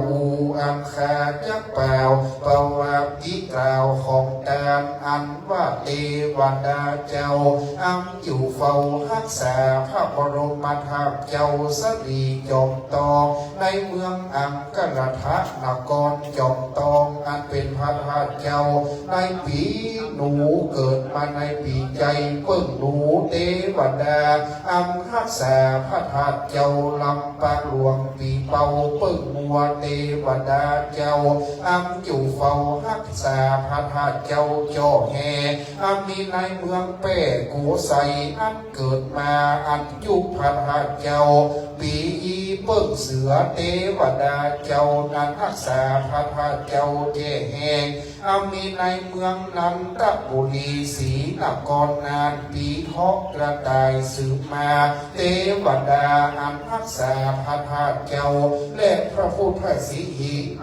หลวงในเมืองเชียงใหม่ตัดที่มีเป็นเก้าเทวดาเจ้านำรักษาพระธาตุเจ้าพุทธคญาอันอยู่ในแดนจมปูทวีปที่ไม่สลีมหาโพธิ์รัตนบัลลังก์เต้นวัชนาอาอันมีในเมืองอินเดียอันเป็นพระธาตุเจ้าปีมะเสงอูหน่อยเทวดาเจ้า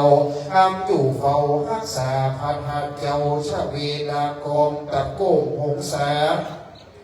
อันเป็นพระอาเจ้าปีสังอาเบิ่งมาสันทานตตินันและเทวดาอันรักษาพระบรมธาตุเจ้าโดยสุเตจุพระธาตุเจ้าผู้ที่เกิดมาในปีเม็ดปึ่งแปดดังอันและเทวดาอันรักษาพระธาตุเจ้าพันมุงบรมเองอันยุอีเกิดอีสัตพ่อดังอันเทวดาอันรักษายังพระบรมธาตุหริคุณใจวัดหลวงเวียงลำปูนปีเล่าเบิ่งไก่และพระธาตุเจ้าเกศแก้วจุฬามณีสลีมหาธาตุอันอยู่ในสวรรค์จันตาวติสา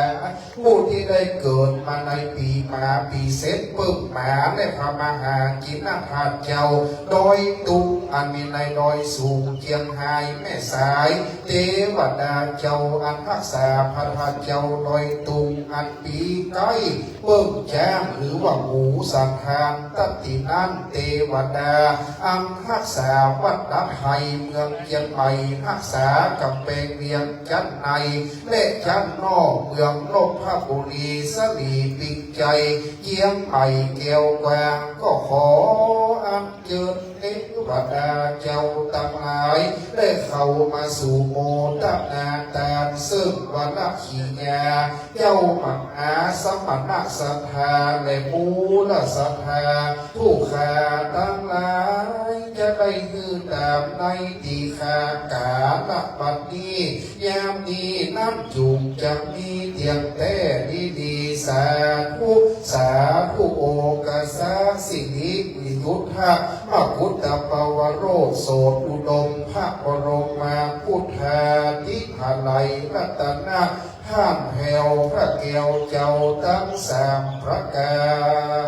ร ก็ยังรีบานงามสะเตืองเหลืองเลือกว่าคือศรัทธาผู้ขาตั้งหลา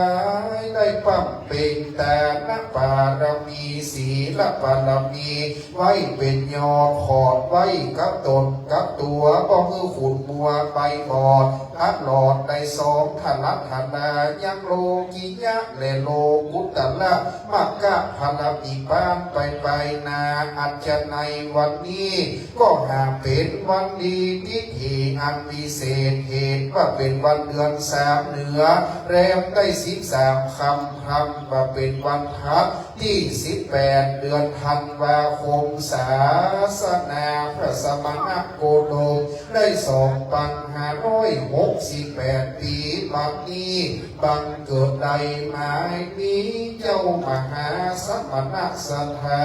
ได้มูลศรัทธาผู้แคมตั้งหลายตั้งไปในและไปนอกไปในหมายดีพระเดชพระคุณหลวงพ่อกันเจ้าคุณพระเทพสิงหวราจารย์ดอกเตอร์รองเจ้าคณะจังหวัดเชียงใหม่เจ้าอาวาสวัดพระศรีวรมหาวิหารพระเดชพระคุณหลวงพ่อท่านเจ้าคุณพระศรีศิลปาจารย์ที่ปรึกษาเจ้าคณะภาค7วัดพระธาตุสีจอมตองวรวิหารและหลวงพ่อท่านพระครูโอภาสปัญญาคมรองเจ้าคณะอำเภอสำเมืองอันเป็นเจ้าอาวาสวัดดับไผ่เวียงเชียงใหม่กับดำที่คุกอยู่ตนสามเณรอยู่องค์โอนแห่งห้องไปนอหมายนี้คุณแม่จำฟองคุณเชิดพงษ์กิวแก้วผู้ช่วยศาสตราจารย์ดร.สมพรปินทยาคุณพฤกษาทิติธามินโชคท่านทันตแพทย์พงษ์เพชรกิวแก้วคุณน้ำเพชรกิวแก้วคุณเกษราบุตรบัวเด็กชายพัชระเด็กหญิงพรชีวากิวแก้วคุณกัลยาคำปันทองด้วยบุญพระนวันยามีและสัทธาอุปาสกอุปาสิกาน้อยใหญ่ยิ่งใหญ่มีศรัทธาเลื่อมใสในบวรพุทธศาสนาได้ปากับมีกุศลและศรัทธาได้มีเจตนาอันบริสุทธิ์ใหญ่กว่าได้มาก่อสร้างยังพระมหาเจดีย์ธาตุเจ้าองค์ใหญ่เพื่อจะได้ไว้ยังโจตกะวรพุทธศาสนาเมื่อได้การปลูกลุ่งเรืองไหลในเขตกำแพงเวียงจันทน์ในนครเชียงใหม่วัดละไพสันหานตตินีบัดนี้ก็ได้ปากันขึ้นสร้างหางเป็นก่อยังพระเจดีย์ธาตุเจ้าตามสถาปัตยกรรมบักเก่าเดิมมาอันว่าพระธาตุละไพดวงวิจิตราพิลาขาวงามสะอาดโสภาก่อฐานมั่นคงเพื่อได้วัฒนาสถาพรเพื่อได้งามงอนพิลาซุ้มพระเจ้าหากจตุรทิศสีดานงามประดับประดาตกแต่งตามปิ้นแป้งแต่โบราณลายประจำยามใส่ไว้ดอกบัวบานใส่ดอกพิกุลดอกแก้วงามเลิศแล้วใส่กระจกสีเขียวเหลืองแดงมีแลดูสะอาดสมใจหมายพระธาตุเจ้างามเฉิดชายตั้งไว้กลางเวียงเจียงใหม่ใส่ยืดถวายว่าพระธาตุเจ้ารับให้ชัดกลางไว้สีดางเป็นสัพพพลคำได้น้อมนำตกแต่งตามพิมพ์แป้งแบบเก่าดูละไม้ค่ายพระธาตุเจ้าถ้านี่ภูมิใจมีพระธาตุเจ้าน้อยสุเทพเป็นสีประสงค์ประสานเขาใส่พระธาตุเจ้าจอมต้ององค์ใหญ่ก็น้อมมาใส่เป็นสถาปัตยกรรมงามร่วมสมัยใส่ชัดคำใส่ดอกบัวบานปฐุมมาจางามวิลาดอกมณฑาอันว่าชัดคำนี่นาใบไม้สลีมหาโพธิ์ที่ห้อยแกวกตามพิมพ์แป้งได้น้อมนำมาบัดนี้ปริปุณาปริโยแสน จะได้ถวายเป็นตามแก่พระเกี่ยวเจ้าตั้งสามประการขอ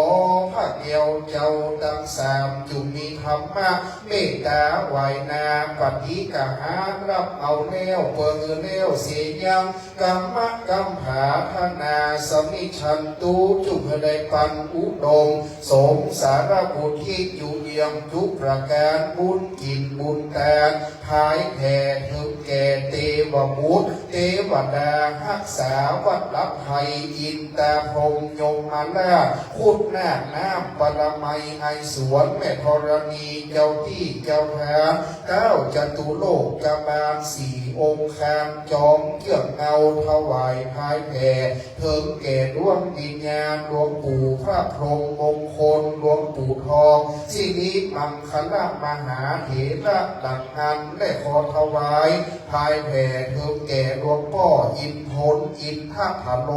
และคุณนงรักกิ่วแก้วพร้อมโดยบูรพาจารย์บุพการีชนต่างหลายได้มาปักดาและอนุโมทนาโดยดังโยกาวัจนะอริยสัพพุริสัเจ้าต่างหลายแล้วมาเมื่อปางก่อนมีพระเจ้าอโศกมหาราชได้สร้างพระธาตุ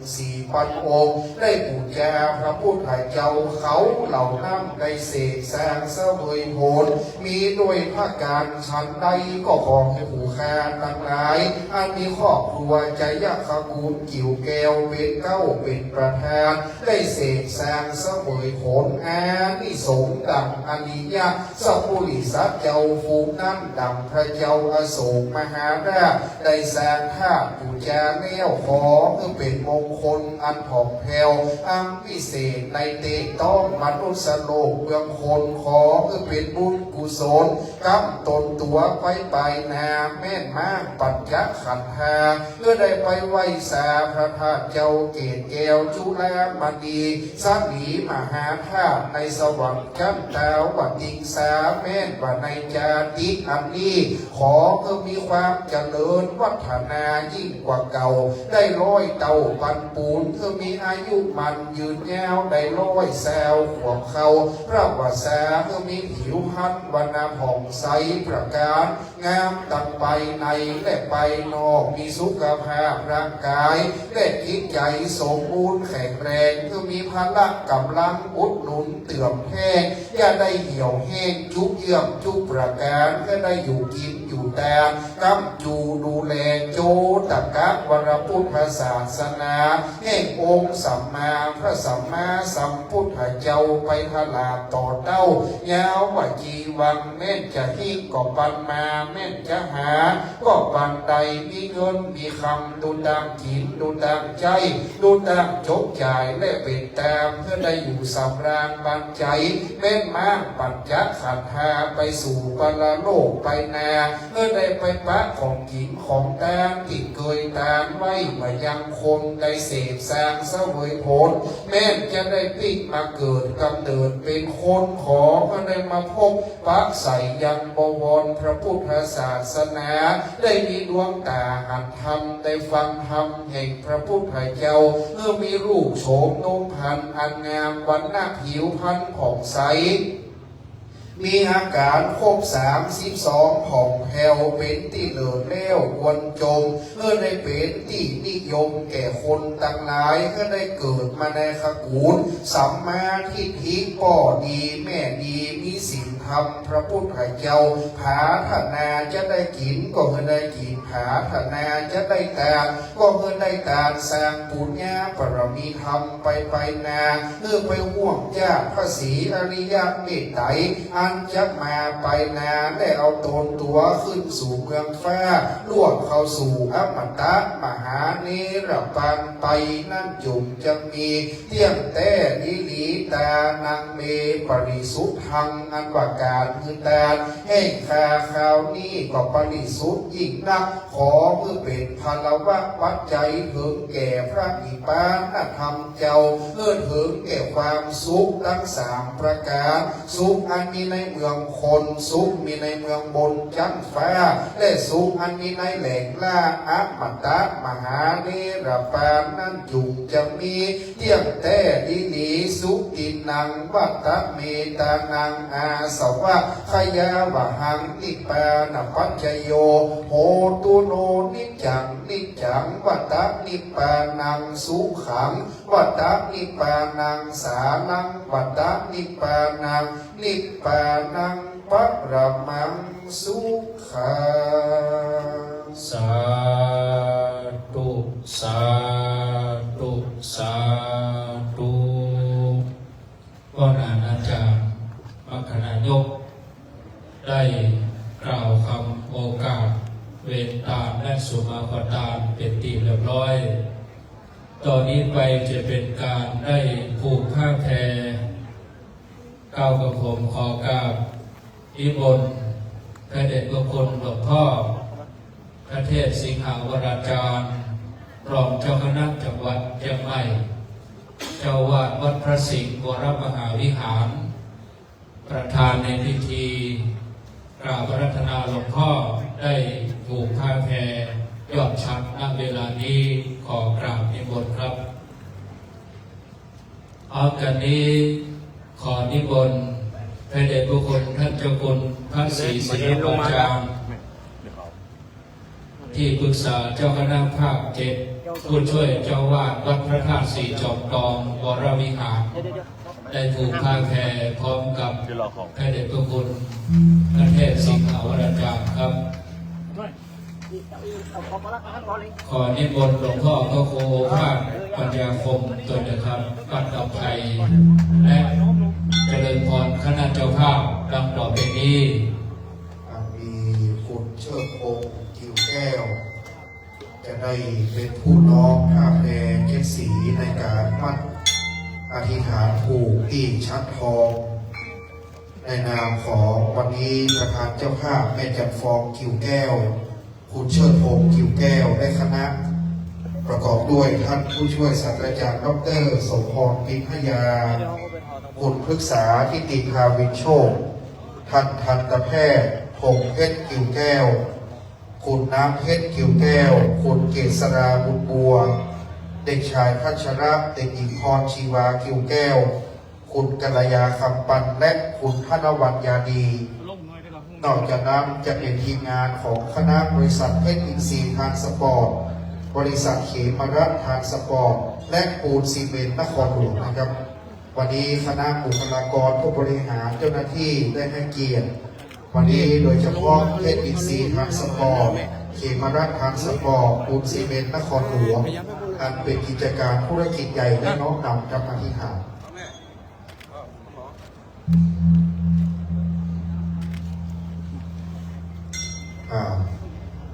วันนี้ส่วนนักชัดทองคำได้น้อมนำสร้างไว้จะยกการกำบังเอาเหนือพระธาตุเจ้าวันนี้หลังจากที่ได้ยกชัดแล้วปฏิสถานการกั้นบนยอดจากนั้นท่านทันตแพทย์พงษ์เพชรกิวแก้วจะเป็นผู้กล่าวนำคำถวายและเราจะได้ถวายตามเกณฑ์ถวายครบถ้วนพระสงฆ์จะได้อนุโมทนาคือพรแล้วเราจะได้แผ่เมตตาวันตาพระธาตุเจ้าวันตาน้อยไปตามลำดับดังนั้นวันนี้ทีมตาจากเมืองเชียงใหม่รับไทยวัดใหญ่พระธาตุเจ้าบรรจุพระบรมสารีริกธาตุพระเกศาธาตุพระธรรมธาตุ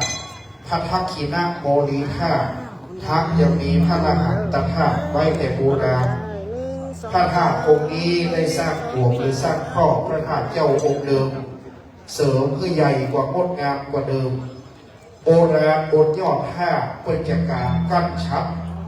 อันว่าฉับนี้เป็นเครื่องหมายแห่งกิตติอิสริยยศของเจ้าฟ้ามหากษัตริย์พระราชา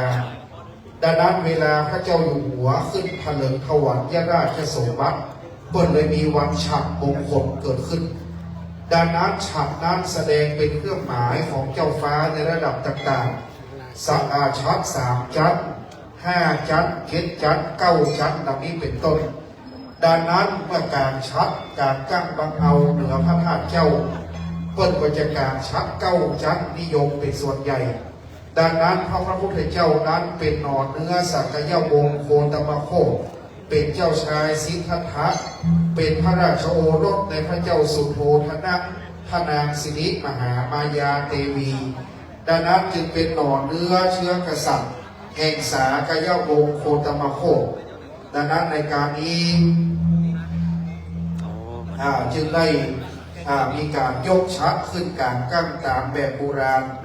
ได้ที่ฐานน้อมนำบูชาสักการะไม่ได้ขาดดังนั้นยอดชักเป็นสุวรรณเจ้าคือคำหรือว่าทองอันทองอันไทยเป็นรูปดอกบัวอุบลดอกอุบลใหญ่ได้น้อมนำเป็นดอกบัวทองรับไว้ที่ยอดฉัดนั้นก็เป็นธงชัยมงคลแล้วก็จะเป็นดอกมณฑาทิพย์ท่านเจ้าสัวสวรรค์เจริญสุขอธิษฐานไว้เด้อวันนี้แฮปปี้วันเดย์ด้วยนะครับท่านเจ้าสัวสวรรค์เจริญสุขสุขภาพแข็งแรงวันนี้เป็นวันคล้ายวันเกิดท่านด้วยน้อมนำอธิษฐานร่วมบุญด้วยกันขยับเข้ามาหลวงพ่อพระโยภาพปัญญาคงจะได้นำคณะเจ้าภาพองค์ตระกูลกิวแก้วอันเป็นประธานใหญ่ได้น้อมนำอธิษฐานแล้วก็ประธานร่วมคณะเป็นลายเป็นลายทำบุญครับลายบุญกับประเทศไทยต่อไปเป็นต้นมาวันนี้เปิดโอกาสตั้งแต่ตอนบ่ายภูผ้ากันเต็มฉัดเลยนะครับเก็ดสีมีสีม่วงครามอีกน้ำน้ำเงินเขียวเหลืองเพิ่มเพลินช่างน้ำสมสีส้มสีแดงเพื่อจะเรียกว่าผ้าแพรเจ็ดสีเป็นสีรุ้งนะครับงดงามยิ่งในผูกมัดไว้อธิษฐานกิจในน้อมนำอย่างนี้นะครับเวลาสร้างผ้าเวลาเริ่มต้นก็จะมีการวางศิลาฤกษ์ทุกงานทุกที่ทุกวันโน้มลงมาแห่งกรรมหนึ่งโน้มลงมาแห่งกรรมผู้กองสัญญาโน้มลงมาแห่งกรรมครับ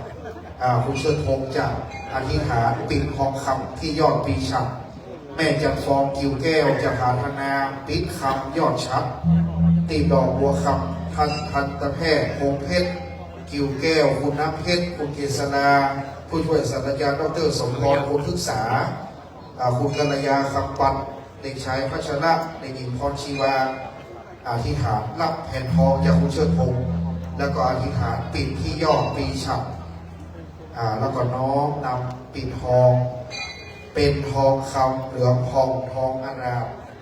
ได้ปิดยอดฉัดตามประเพณีแต่โบราณพระธาตุเจ้าเมื่อได้ยกชัดแล้วยอดชัดต้องกับแสงสุริยะอาทิตย์ก็เลื่อมว่าดีงามส่องต้องกับแสงสุริยะพระอาทิตย์ส่องแสงต้องกับจ่อฟ้าวิหารลวดมันต้องกับจ่อฟ้าศาลาตะข้างแล้วก็ยอดชัดต่างๆก็จะได้มีแสงเรืองผ่องอำไพนั้นเป็นการยิ่งใหญ่ตามใหญ่ประจำวัดอำไพในวันนี้ให้ดับทุกข์ดับโศกดับโรคดับภัยตามมงคลใหญ่ชื่อวัดดับภัยอ่านว่าโรคภัยไข้เจ็บภัยยากอันตรายทั้งหลายก็เมื่อดับไปเสี่ยงไปสูญไปเสียแต่วันนี้ยามนี้ได้ดับลงอ่านว่าภัยทั้งหลายก็ดับไปสูญไปดังมงคลนามวัดดับภัยเหลือไว้แต่สัพพะสิริมงคลสมบูรณ์ผลผลเจริญวัฒนาคณะวันนี้จึงได้ร่วมกันสร้างซึ่งมหาบุญบารมี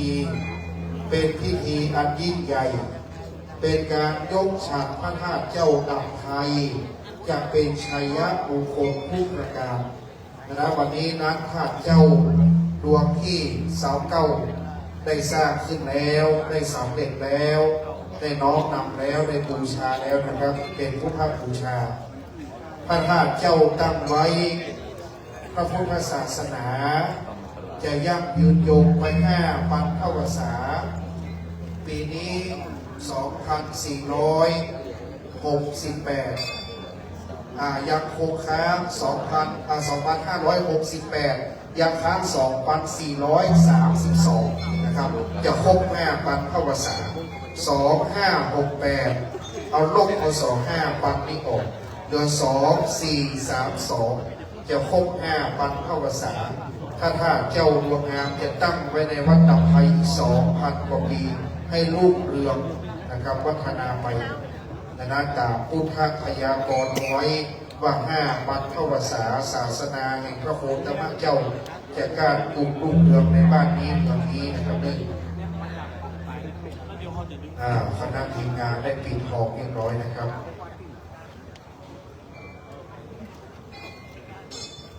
เมื่อคณะเจ้าภาพ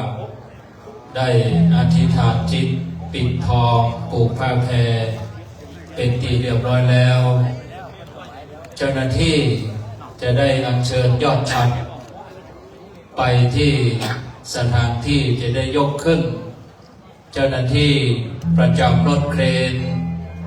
เจ้าหน้าที่ที่จะได้ประกอบพิธีนำได้สายสิญจน์เรียงรายเพื่อญาติโยมได้จำกำถือไว้ญาติโยมนั่งที่เดิมเนอะว่าต้องลุกยืนนั่งที่เก่าอย่างสงบส่วนที่ราชวัตรจะมีเพียงประธานสงฆ์และหลวงพ่อเจ้าว่าพร้อมกับคณะเจ้าภาพตอนนั้นเอาถอดเอาก่อนเลยตอนนี้เจ้าหน้าที่จะได้อัญเชิญยอดฉัตร เอาไปที่จากบ้านเลย ไปที่กระเช้ารถเมล์ก่อน ยังมัน ที่เหลือการที่จะเตรียมข้าวแพรนั้นสุดท้ายหลังจากที่ประกอบพิธีเรียบร้อยก่อนจะได้ไปเตะข้าวแพรทั้งหมดตุนตอนนี้เอายอดฉัตรไปที่รถเพลนเพื่อที่จะได้ประกอบพิธียกยอดฉัตรก่อน อันนี้ผมถอดได้เลยกันจ้ะถอดหมดเลยไปเลยฮะยกไปถึงหมดเลยเนาะไปยกไอ้ยกตรงนี้ไปไว้ที่พูดก่อนแล้วเดี๋ยวถ้าสมมติเพื่อนก็ถอดไปสึกว่าจะใจเย็นจะได้แบบวันนี้มาได้ยังสึกหลวงพ่อเนี่ย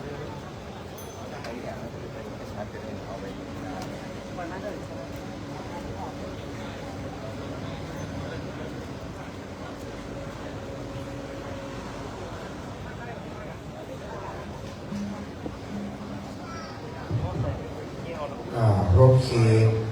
ให้เตรียมพร้อมเจ้าหน้าที่ใช้ความระมัดระวังนะครับได้ยกฉัตรแล้วก็ยอดฉัตร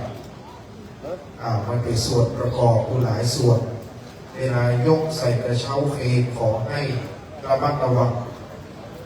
กระเดียวท่านร้อยเอกสายันและเจ้าหน้าที่จะได้ผูกด้วยฝ้ายสายสิญจน์แล้วก็ถวายแด่ครูบาสังฆะมีหลวงพ่อพระเทพสิงหาวราจารย์ดร.หลวงพ่อรองเจ้าคณะจังหวัดเชียงใหม่เป็นประธานท่านเจ้าคุณพระศรีศิลปาจารย์ท่านพระครูโอภาสปัญญาคมเป็นต้นได้ประคองได้สายสิญจน์นั้นด้วยความเคารพในครูบาอาจารย์ในราชวัตรหน้าโต๊ะหมู่นี้จะเป็นพระมหาธีระผู้ใหญ่ลำดับเจ้าภาพมีคุณแม่จันทองคุณเชิดพงษ์กิวแก้วและคณะครอบครัวกิวแก้วจะเป็นผู้ร้องนำประคองอยู่แล้วก็อีกเส้นนึงอีกสายนึงก็หากว่าจะโยงไปที่คุณโยมสาธุชนที่มาร่วมบุญก็จะได้ประคับประคองเส้นเช่นเดียวกันแต่เป็นเส้นไปนะครับเส้นกระนั้นก็จะเป็นม้วนใหญ่ม้วนน้อยก็โยงไปตามนะครับตอนนี้คือระมัดระวังเชิญฉัตรใส่รถเครนในกระเช้าให้พร้อมเพราะว่าฉัตรค่อนข้างใหญ่ผู้ที่จะขึ้นในกระเช้าก็ขอเซฟตี้ระมัดระวังด้วยนะครับเข้าไปอยู่รักษาความปลอดภัยและประคองฉัตรให้ดีมีความตั้งใจเวลาขึ้นไปนั้นทำจิตให้ใสทำใจให้มั่นทำจิตให้แน่วแน่เพราะเราจะเป็นผู้เชิญฉัตรขึ้นไปเป็นตัวเจ้าพระเนรก็ดีเป็นนายช่างก็ดีก็ขอให้มีความตั้งใจมุ่งมั่นนะครับรักษาความปลอดภัยรักษาใจให้สงบแล้วก็น้อมยกบูชานะครับพระเตเลิกเอาขึ้นไปได้เลยค่อยๆยกขึ้นไปรอเป็นพิกโมดก่อนเพื่อนก็เตว่าเขาจะได้เก็บไว้เวลาเพื่อนมาทำบุญเพราะว่าชื่อวัดดับภัย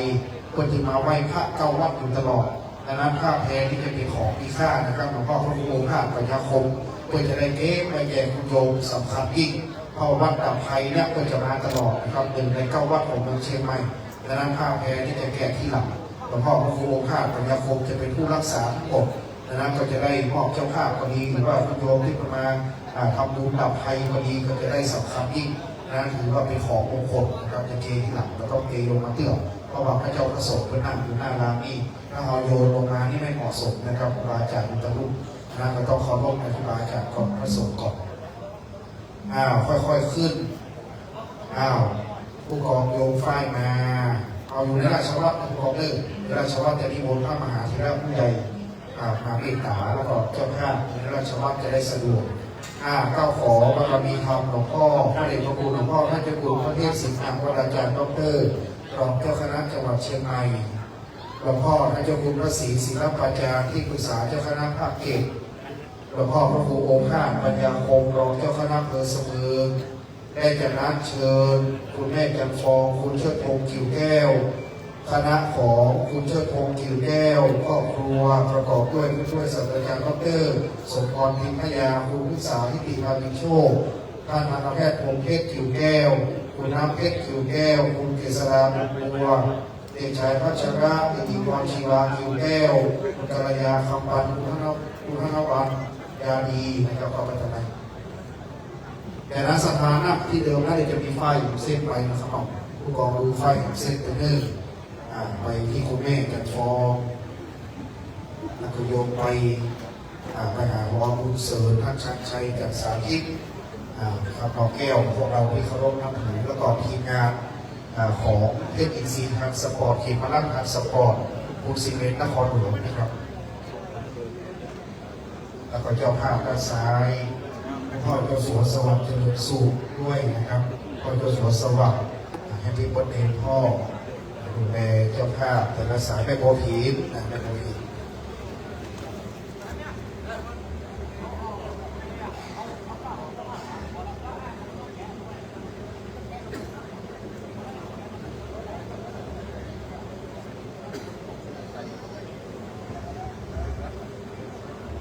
ญาติโยมสมมติว่าถ้ามันตึงบอกไว้ก่อนนะครับให้ปล่อยได้มาห้ามให้มันตึงถ้ามันตึงมันจะขาดเวลาเพิ่งเจอขึ้นไปเขาก็ปล่อยมาคือมันหย่อนห้ามตึงนะถ้าตึงมันขาดมันจะมาต่อถึงบนดังนั้นก็คือปล่อยมาห้ามตึงให้มันตึงคือปล่อยฟ้าไปเรื่อยๆปล่อยมาเรื่อยๆอย่าได้ตึงให้ตึงนะครับหรือมันขาดเนาะเอาปล่อยเราได้บุญร่วมกันทั้งบนทั้งปวงได้กลับด้วยกันได้ประคองด้วยกันได้ที่ฐานด้วยกันนะถ้าเขียนพร้อมกระเช้าขึ้นคือสัญญาณขึ้นเลยจะได้ถวายอนัตสัญญาณแก่คณะสงฆ์ชยันโตและหมู่แห่ก็จะได้แห่ถ้าพร้อมแล้วเขียนให้พร้อมนะครับอาจารย์วิระพร้อมไม่ยังพร้อมนอกพร้อมครับเลิกงามยามดีพิธีพร้อมได้สมัยการเวลายกฉากนี้ณบัดนี้เฮเน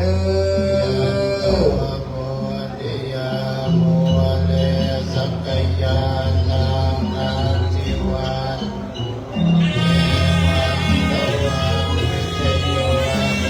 สาธุสาธุสาธ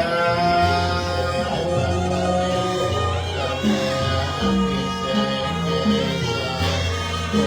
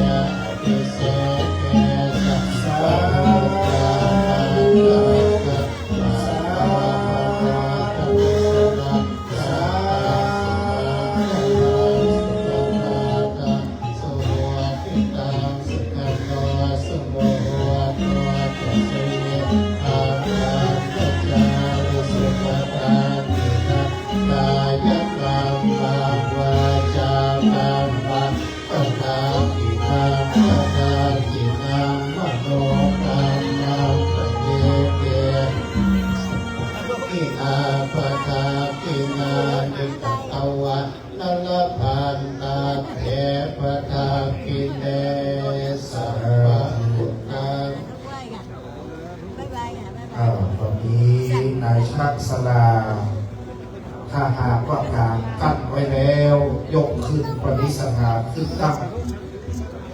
กระเดียวนายช่างสลาเอาโลกเขียนลงมาก่อนเพื่อถวายจานเรียบร้อยก็ต้องเทอันใดลงมานะครับดึงเพราะว่ากระเดียวเพื่อถวายจานท่านอนาแพทย์พงเพชรคิวแก้วจะได้กล่าวนำถวายให้แล้วก่อนแห่บื้นกว่าเตงกำดึงพ่อหลวงพ่อพ่อครูอาจจะรักษาไม่ที่นะครับ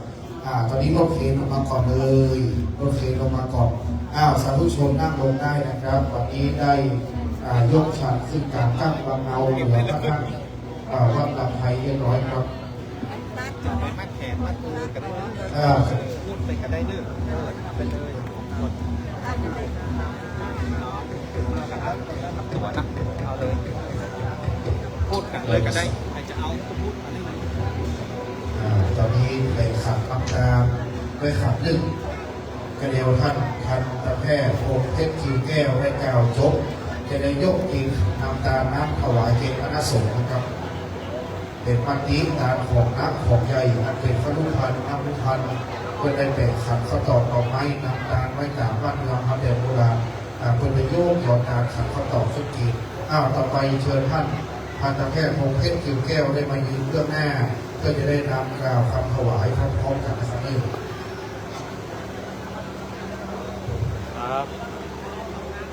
นี่ไหนอ่ะเข้ามาเลย ศรัทธาญาติโยมตั้งอกตั้งใจ เจ้าภาพจะได้กล่าวคำถวายทานเจดีย์ไว้ในพระพุทธศาสนาศรัทธาญาติโยมประนมมืออนุโมทนากับเพิ่นเสมือนว่าเอาทั้งหลายทุกคนได้มีส่วนร่วมอนุโมทนาบุญกับคณะเจ้าภาพบัดนี้ยอดชัดได้ขึ้นประดิษฐานเหนือยอดเจดีย์วัดดับไพเป็นที่เรียบร้อยแล้ว เจ้าภาพโดยทันตแพทย์พงเพชรกิ่วแก้วในนามตัวแทนลูกหลานของคุณแม่จันฟองกิ่วแก้วคณะศิษยานุศิษย์พระเดชพระคุณพระพรหมมงคลหลวงปู่ทองสิริมังคโลจะได้กล่าวถวายจานเจดีย์และบริวารเชิญทุกท่านได้ตั้งอกตั้งใจตั้งนะโมสามจบและว่าตามเจ้าภาพณบัดนี้ โมตัสสะภะคะวะโต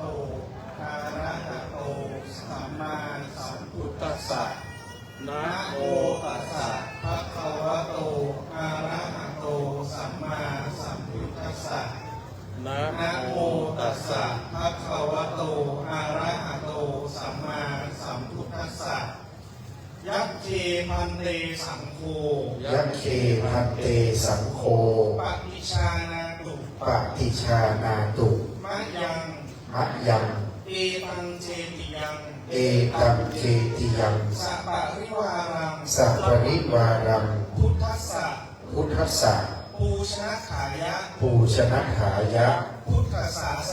พุทธศาสเนนิยาเทมะสาธุโนพันเตอะยังพุทธัสสะปูชนะขายะเจติยัสสะทานัสสะอานิสังโสอัมหากันเจวะมาตาปิตุอาทีนันจะปิยะชนานังทีฆรตังหิตายะสุขายะสังวัตตุข้าแต่พระสงฆ์ผู้เจริญขอพระสงฆ์จงรับทราบข้าพเจ้าทั้งหลายขอมอบถวายพระเจดีย์องค์นี้ พร้อมกับของบริวารเหล่านี้ ไว้ในพระพุทธศาสนาเพื่อเป็นพุทธบูชาขออานิสงส์แห่งการถวายพระเจดีย์เพื่อเป็นพุทธบูชานี้ของข้าพเจ้าทั้งหลายจงเป็น เพื่อประโยชน์จงเป็นไปเพื่อประโยชน์เพื่อความสุขเพื่อความสุขแก่ข้าพเจ้าทั้งหลายแก่ข้าพเจ้าทั้งหลายแก่ปิยชนทั้งหลายแก่ปิยชนทั้งหลายมีมารดาบิดาเป็นต้นด้วยมีมารดาบิดาเป็นต้นด้วยและขอน้อมถวายและขอน้อมถวายอุทิศกุศลแด่อุทิศกุศลแด่พระเดชพระคุณพระเดชพระคุณพระพรหมมงคลพระพรหมมงคลหลวงปู่ทองสิริมังคโลหลวงปู่ทองสิริมังคโลหลวงพ่ออินผลหลวงพ่ออินผลอินทัพพโลอินทัพพโลคุณนงรักกิ่วแก้วคุณนงรักกิ่วแก้วพร้อมทั้งญาติพี่น้องที่ร่วงรับไปแล้วด้วยพร้อมทั้งญาติพี่น้องที่ร่วงรับไปแล้วด้วยตลอดกาลละนานเทินตลอดกาลละนานเทินสาธุคุณท่านทันตแพทย์พงษ์เพชรกิ่วแก้วได้เอาขันน้ำตาลไปถวายพระเดชพระคุณอาจารย์คุณพระเทพสิงหวราจารย์ดร.รองเจ้าคณะจังหวัดเชียงใหม่ได้ห้ามขันนะครับในนามคณะสงฆ์ทั้งปวงจะได้รับนำตาสาธุการพร้อมกันครับสาธุสาธุสาธุขอกราบนิมนต์พระเดชพระคุณท่านเจ้าคุณพระศรีศิลปาจารย์กราบนิมนต์ท่านเจ้าคุณได้ประเคนกับพระพุทธขอกราบนิมนต์ครับขอเจริญพรเชิญคุณเชิดพงษ์กิ่วแก้วในนามคณะศิษยานุศิษย์พระเดชพระคุณหลวงปู่พระพรหมมงคลและคุณแม่จันฟองกิ่วแก้วเชิญคุณเชิดพงษ์ได้ประเคนประธานสงฆ์พระเดชพระคุณพระเทพสิงหวราจารย์ขอเจริญพรเชิญจากนั้นเชิญท่านผู้ช่วยศาสตราจารย์ดร.สมพร ปินทยาเรียงตามลำดับเลยนะครับคุณพฤกษาทิติทาวินโชคท่านทันตแพทย์พงษ์เพชรกิ่วแก้วคุณน้ำเพชรกิ่วแก้วคุณเกษราอุบัวเด็กชายพัชระเด็กหญิงพรชีวากิ่วแก้วคุณกัลยาคำปันคุณธนวัฒน์ยาดีครับจากนั้นเชิญท่านเจ้าสัวสวัสดิ์เจริญสุขแห่งสุขสวัสดิ์ค้าไม้ท่านเจ้าสัวสวัสดิ์ฐานะบดีเมืองเชียงใหม่ท่านดร.มนตรีพงษ์วันท่านพันตำรวจตรีวิษณุนวลมุกสารวัตรป้องกันปราบปรามสถานีตำรวจภูธรเมืองเชียงใหม่คุณเสน่ห์คุณอัมพาบิงศิริรัตน์และครอบครัวคุณบุญทองปิยนุสิทธิครับจากนั้นนะครับจากนั้นได้เชิญคุณสมคิดสานุวิทย์มิสเตอร์อินโยฮัสนะครับคุณศรีนวลโสภาคุณศรีนวลสานุวิทย์คุณกีรมาศสานุวิทย์คุณอภิญญาสานุวิทย์เด็กชายคาชาไรแซกสานุวิทย์แม่สมบูรณ์แถวสุวรรณโชตแม่ทองใบชัยศักดิ์คุณนงนภัสคุณคงแม่สมคิดอินทรสคุณอังคณาสิริปัญโยคุณพิสิทธิ์คุณบัวเทพคุณแม่จันเพ็ญแก้วพาอาจารย์วิภาสิริชมพูคุณแม่เรียมสายมีคุณวิมลขันธนัทคุณชยาภาบุญยศิทธิเดชคุณสำริดธนันชัยคุณแม่บัวพินสุนทรเวชอาจารย์เยาวภารัตนบุตรแม่อัมพรสมวงศ์อาจารย์มนพปิยวงศ์คุณยงยุทธมาคีคุณนัชชากันชัยยะคุณวันนีอาภิวุฒิโสพลจากกรุงเทพท่านดาบตำรวจพนมผู้ทองนะครับและครอบครัวแม่กัลยาวิภาสุบ้านพระนสารคุณเต้าซอยสองคุณแม่ดาราชัยโยร้านเชียงใหม่รุ่งโรจน์คุณสิริพรแม่สมศรีขันเดียมแม่ศรีบุตรสุภินทร์ครับคุณเขมิกาคุณละภาทองนวลนายแพทย์สมศักดิ์ชาววิสิทธิเสรีคุณแม่มริวันดำรงศักดิ์ผู้อำนวยการบุญเสริมสุริยาคุณชันชาชัยกีฬาแปลงคุณณวพงษ์เก่งกล้านายกสมาคมศิษย์เก่าโรงเรียนธรรมราชศึกษาคุณเทิดเกียรติเกิดพระคุณรองนายกเทศมนตรีเทศบาลเมืองแม่เหียดครับคุณนัชวรรณสุคนธาคุณอมรินทร์ปูรนุในเชิญท่านเจ้าเกียรติณเชียงใหม่ท่านดร.ถาวรณเชียงใหม่คุณศรีนวลโสภาท่านศาสตราจารย์ดร.ปรัชญาท่านดร.เกตการดาท่านปรัชญาวัฒน์พงษ์ทวีเลิศพร้อมด้วยท่านอาจารย์สาธิตคำหน่อแก้วนะครับเจริญศรัทธาวัดดงหลวงคณะศรัทธาวัดดงเหนือคณะศรัทธาวัดสันกับตองศรีดอนทองตะปูนเชิญคณะศรัทธาวัดไวโงในและศรัทธาวัดหนองผำอ่างดงได้ประเคนเอาบุญด้วยกัน หลังจากที่ประเคนแล้วก็จะได้รับพรพระสงฆ์ทั้งนั้นจะได้อนุโมทนา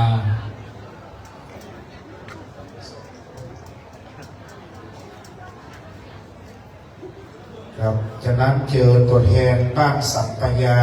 อำเภอแม่แตกเป็นท่านครับเป็นบ้านเกิดของหลวงพ่อในมาตุภูมิขอตัวแทนสถาบ้านสัมปยาแม่แตกเป็นท่านเข้าไปเกณฑ์ถวายด้วยครับ เสร็จพิธีแล้วเราจะทำวัดเย็นด้วยกันนี้เนอะญาติโยมหลังกลางดังพอดีทำวัดเย็นกับหลวงพ่อวัดดับไทยนี่ก่อนญาติโยมได้ประเคนเรียบร้อย เตรียมตรวจน้ำเนอะครูบาอาจารย์จะได้อนุโมทนาให้ปอนจำนำรับเมื่อญาติโยมประเคนเรียบร้อยขอกราบอาราธนาครูบาอาจารย์พระเจ้าประสงค์มหาเถระได้เมตตาคือปอนศรัทธาญาติโยมขอกราบนิมนต์ครับ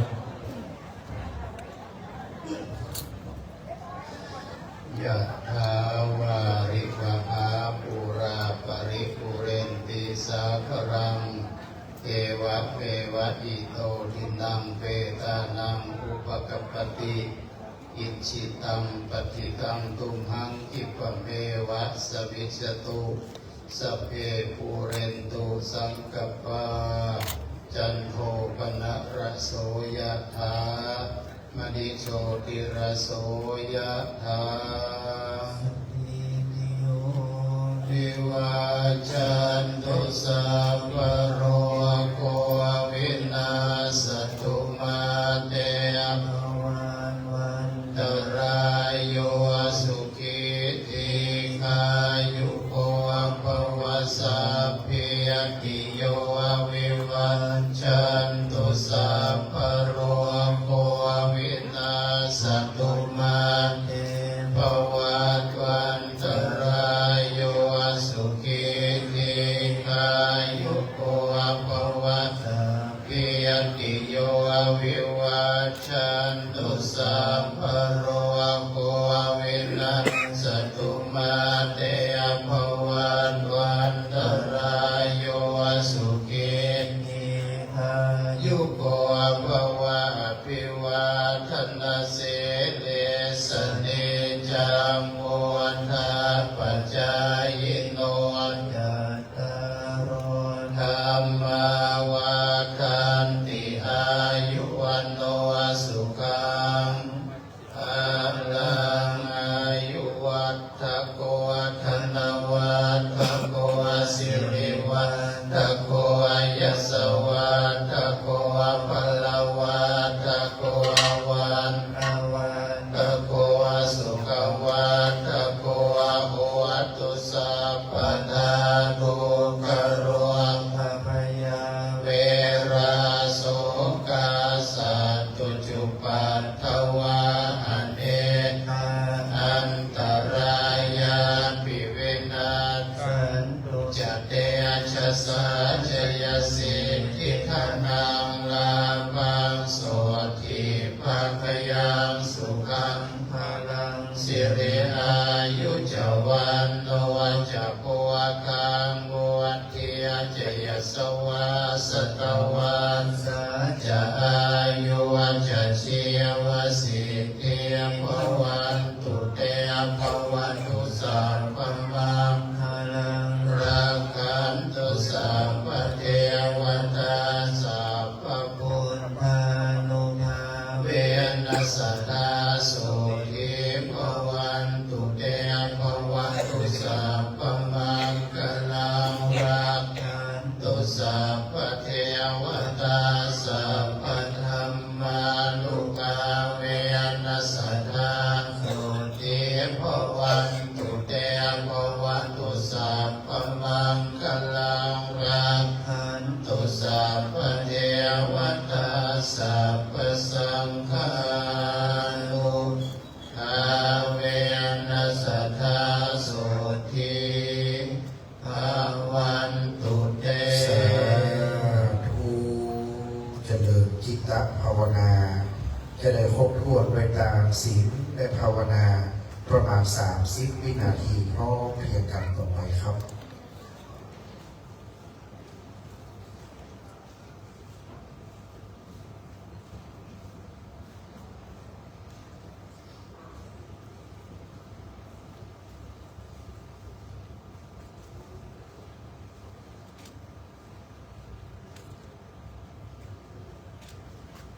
ก็ควรจะเวลาก่อนจะแผ่เมตตาแจ้งไว้นะครับพรุ่งนี้19ที่วัดศรีดอนทองบ่าย4วันที่4 มกราคมห้วยมูไนเมืองฝาง15 มกราคมพุทธมณฑลเชียงใหม่เป็นงานใหญ่นะครับเนื่องแผ่เมตตานะครับอิตังตานากัมมังนิพพานาใจโยโหตุโนนิจังอิตังศีลกัมมังนิพพานาใจโยโหตุโนนิจังอิตังภาวนากัมมังปานาปัจจยโยโหตุโนนิจังยังกินจีสัลลังกัตตัมปังกัมมังสเปหิกาเตหิกาตังปุญญังโนนุโมดัมโตสุนันตุพนโตเยเตวาอัสสัมมิหาเนติกาตาติขายุกาสัทธาโหตุสัพพะสัตตานังสุขีตานังปริหารันตุมาตาปิตาสุตาโหตุทุกขามปัมมุญจันตุสัพเพยาตากาสุข้ามพระมุนจันตุสเปอัญญาตกาสุขิตามุนตุทุกขามพระมุนจันตุเปปิสาสเปยักขาสเปเปตาสุขิตามุนตุทุกขามมุนจันตุสเปนักขัตตาสุขิตามุนตุทุกขามมุนจันตุสเปเทวาสุขิตามุนตุทุกขามมุนจันตุสัพเพอาจาริโยปัจฉายาสุขิตามุนตุทุกขามมุนจันตุสัพพะสัมปตินังสามิชันตุโมวันตาหลวงพระธาตุเจ้านะครับวันตามิพุทธังสัพพะเมโตสังฆัมมาพะเมเตวันตามิธัมมังสัพพะเมโตสังฆัมมาพะเมเตวันตามิสังฆังสัพพะเมโตสังฆัมมาธัมเมพันเตวันตามิกรูอุปัชฌายาจาริเยสัพพะเมสังฆัมมาธัมเมพันเตวันตามิกัมมัฏฐานังสัพพะเมสังฆัมมาธัมเมพันเตวันตามิอาราเมปัฏฐสีมายังปัมเมโตสังฆัมมาธัมเมพันเตวันตามิเจติยังสัพพังปัฏฐาเนสุปฏิทิตาสัลลีราภาตุมหาภิกขุทธรูปังสักกัลลังสัตตานาคะโลเกเทวาเกธรรมาโลเกจัมปูทิเปลังกาทิเปสลีราภาโยเกสาธาทุโยอรหันตาภาทุโยเจติยังกันหาจิงจตุราสีติสาหัสเสธรรมขันเทสเปปาตะเกติยังอะหังวันตามิสัพพะโส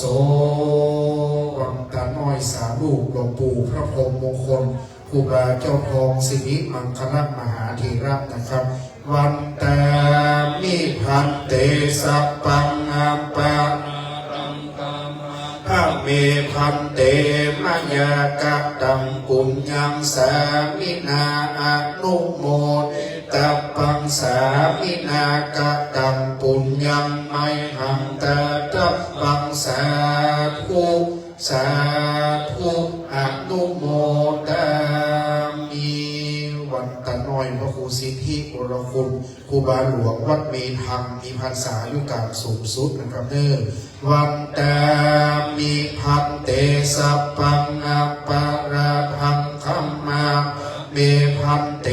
มยากะตัมปุญญังสามินาอนุโม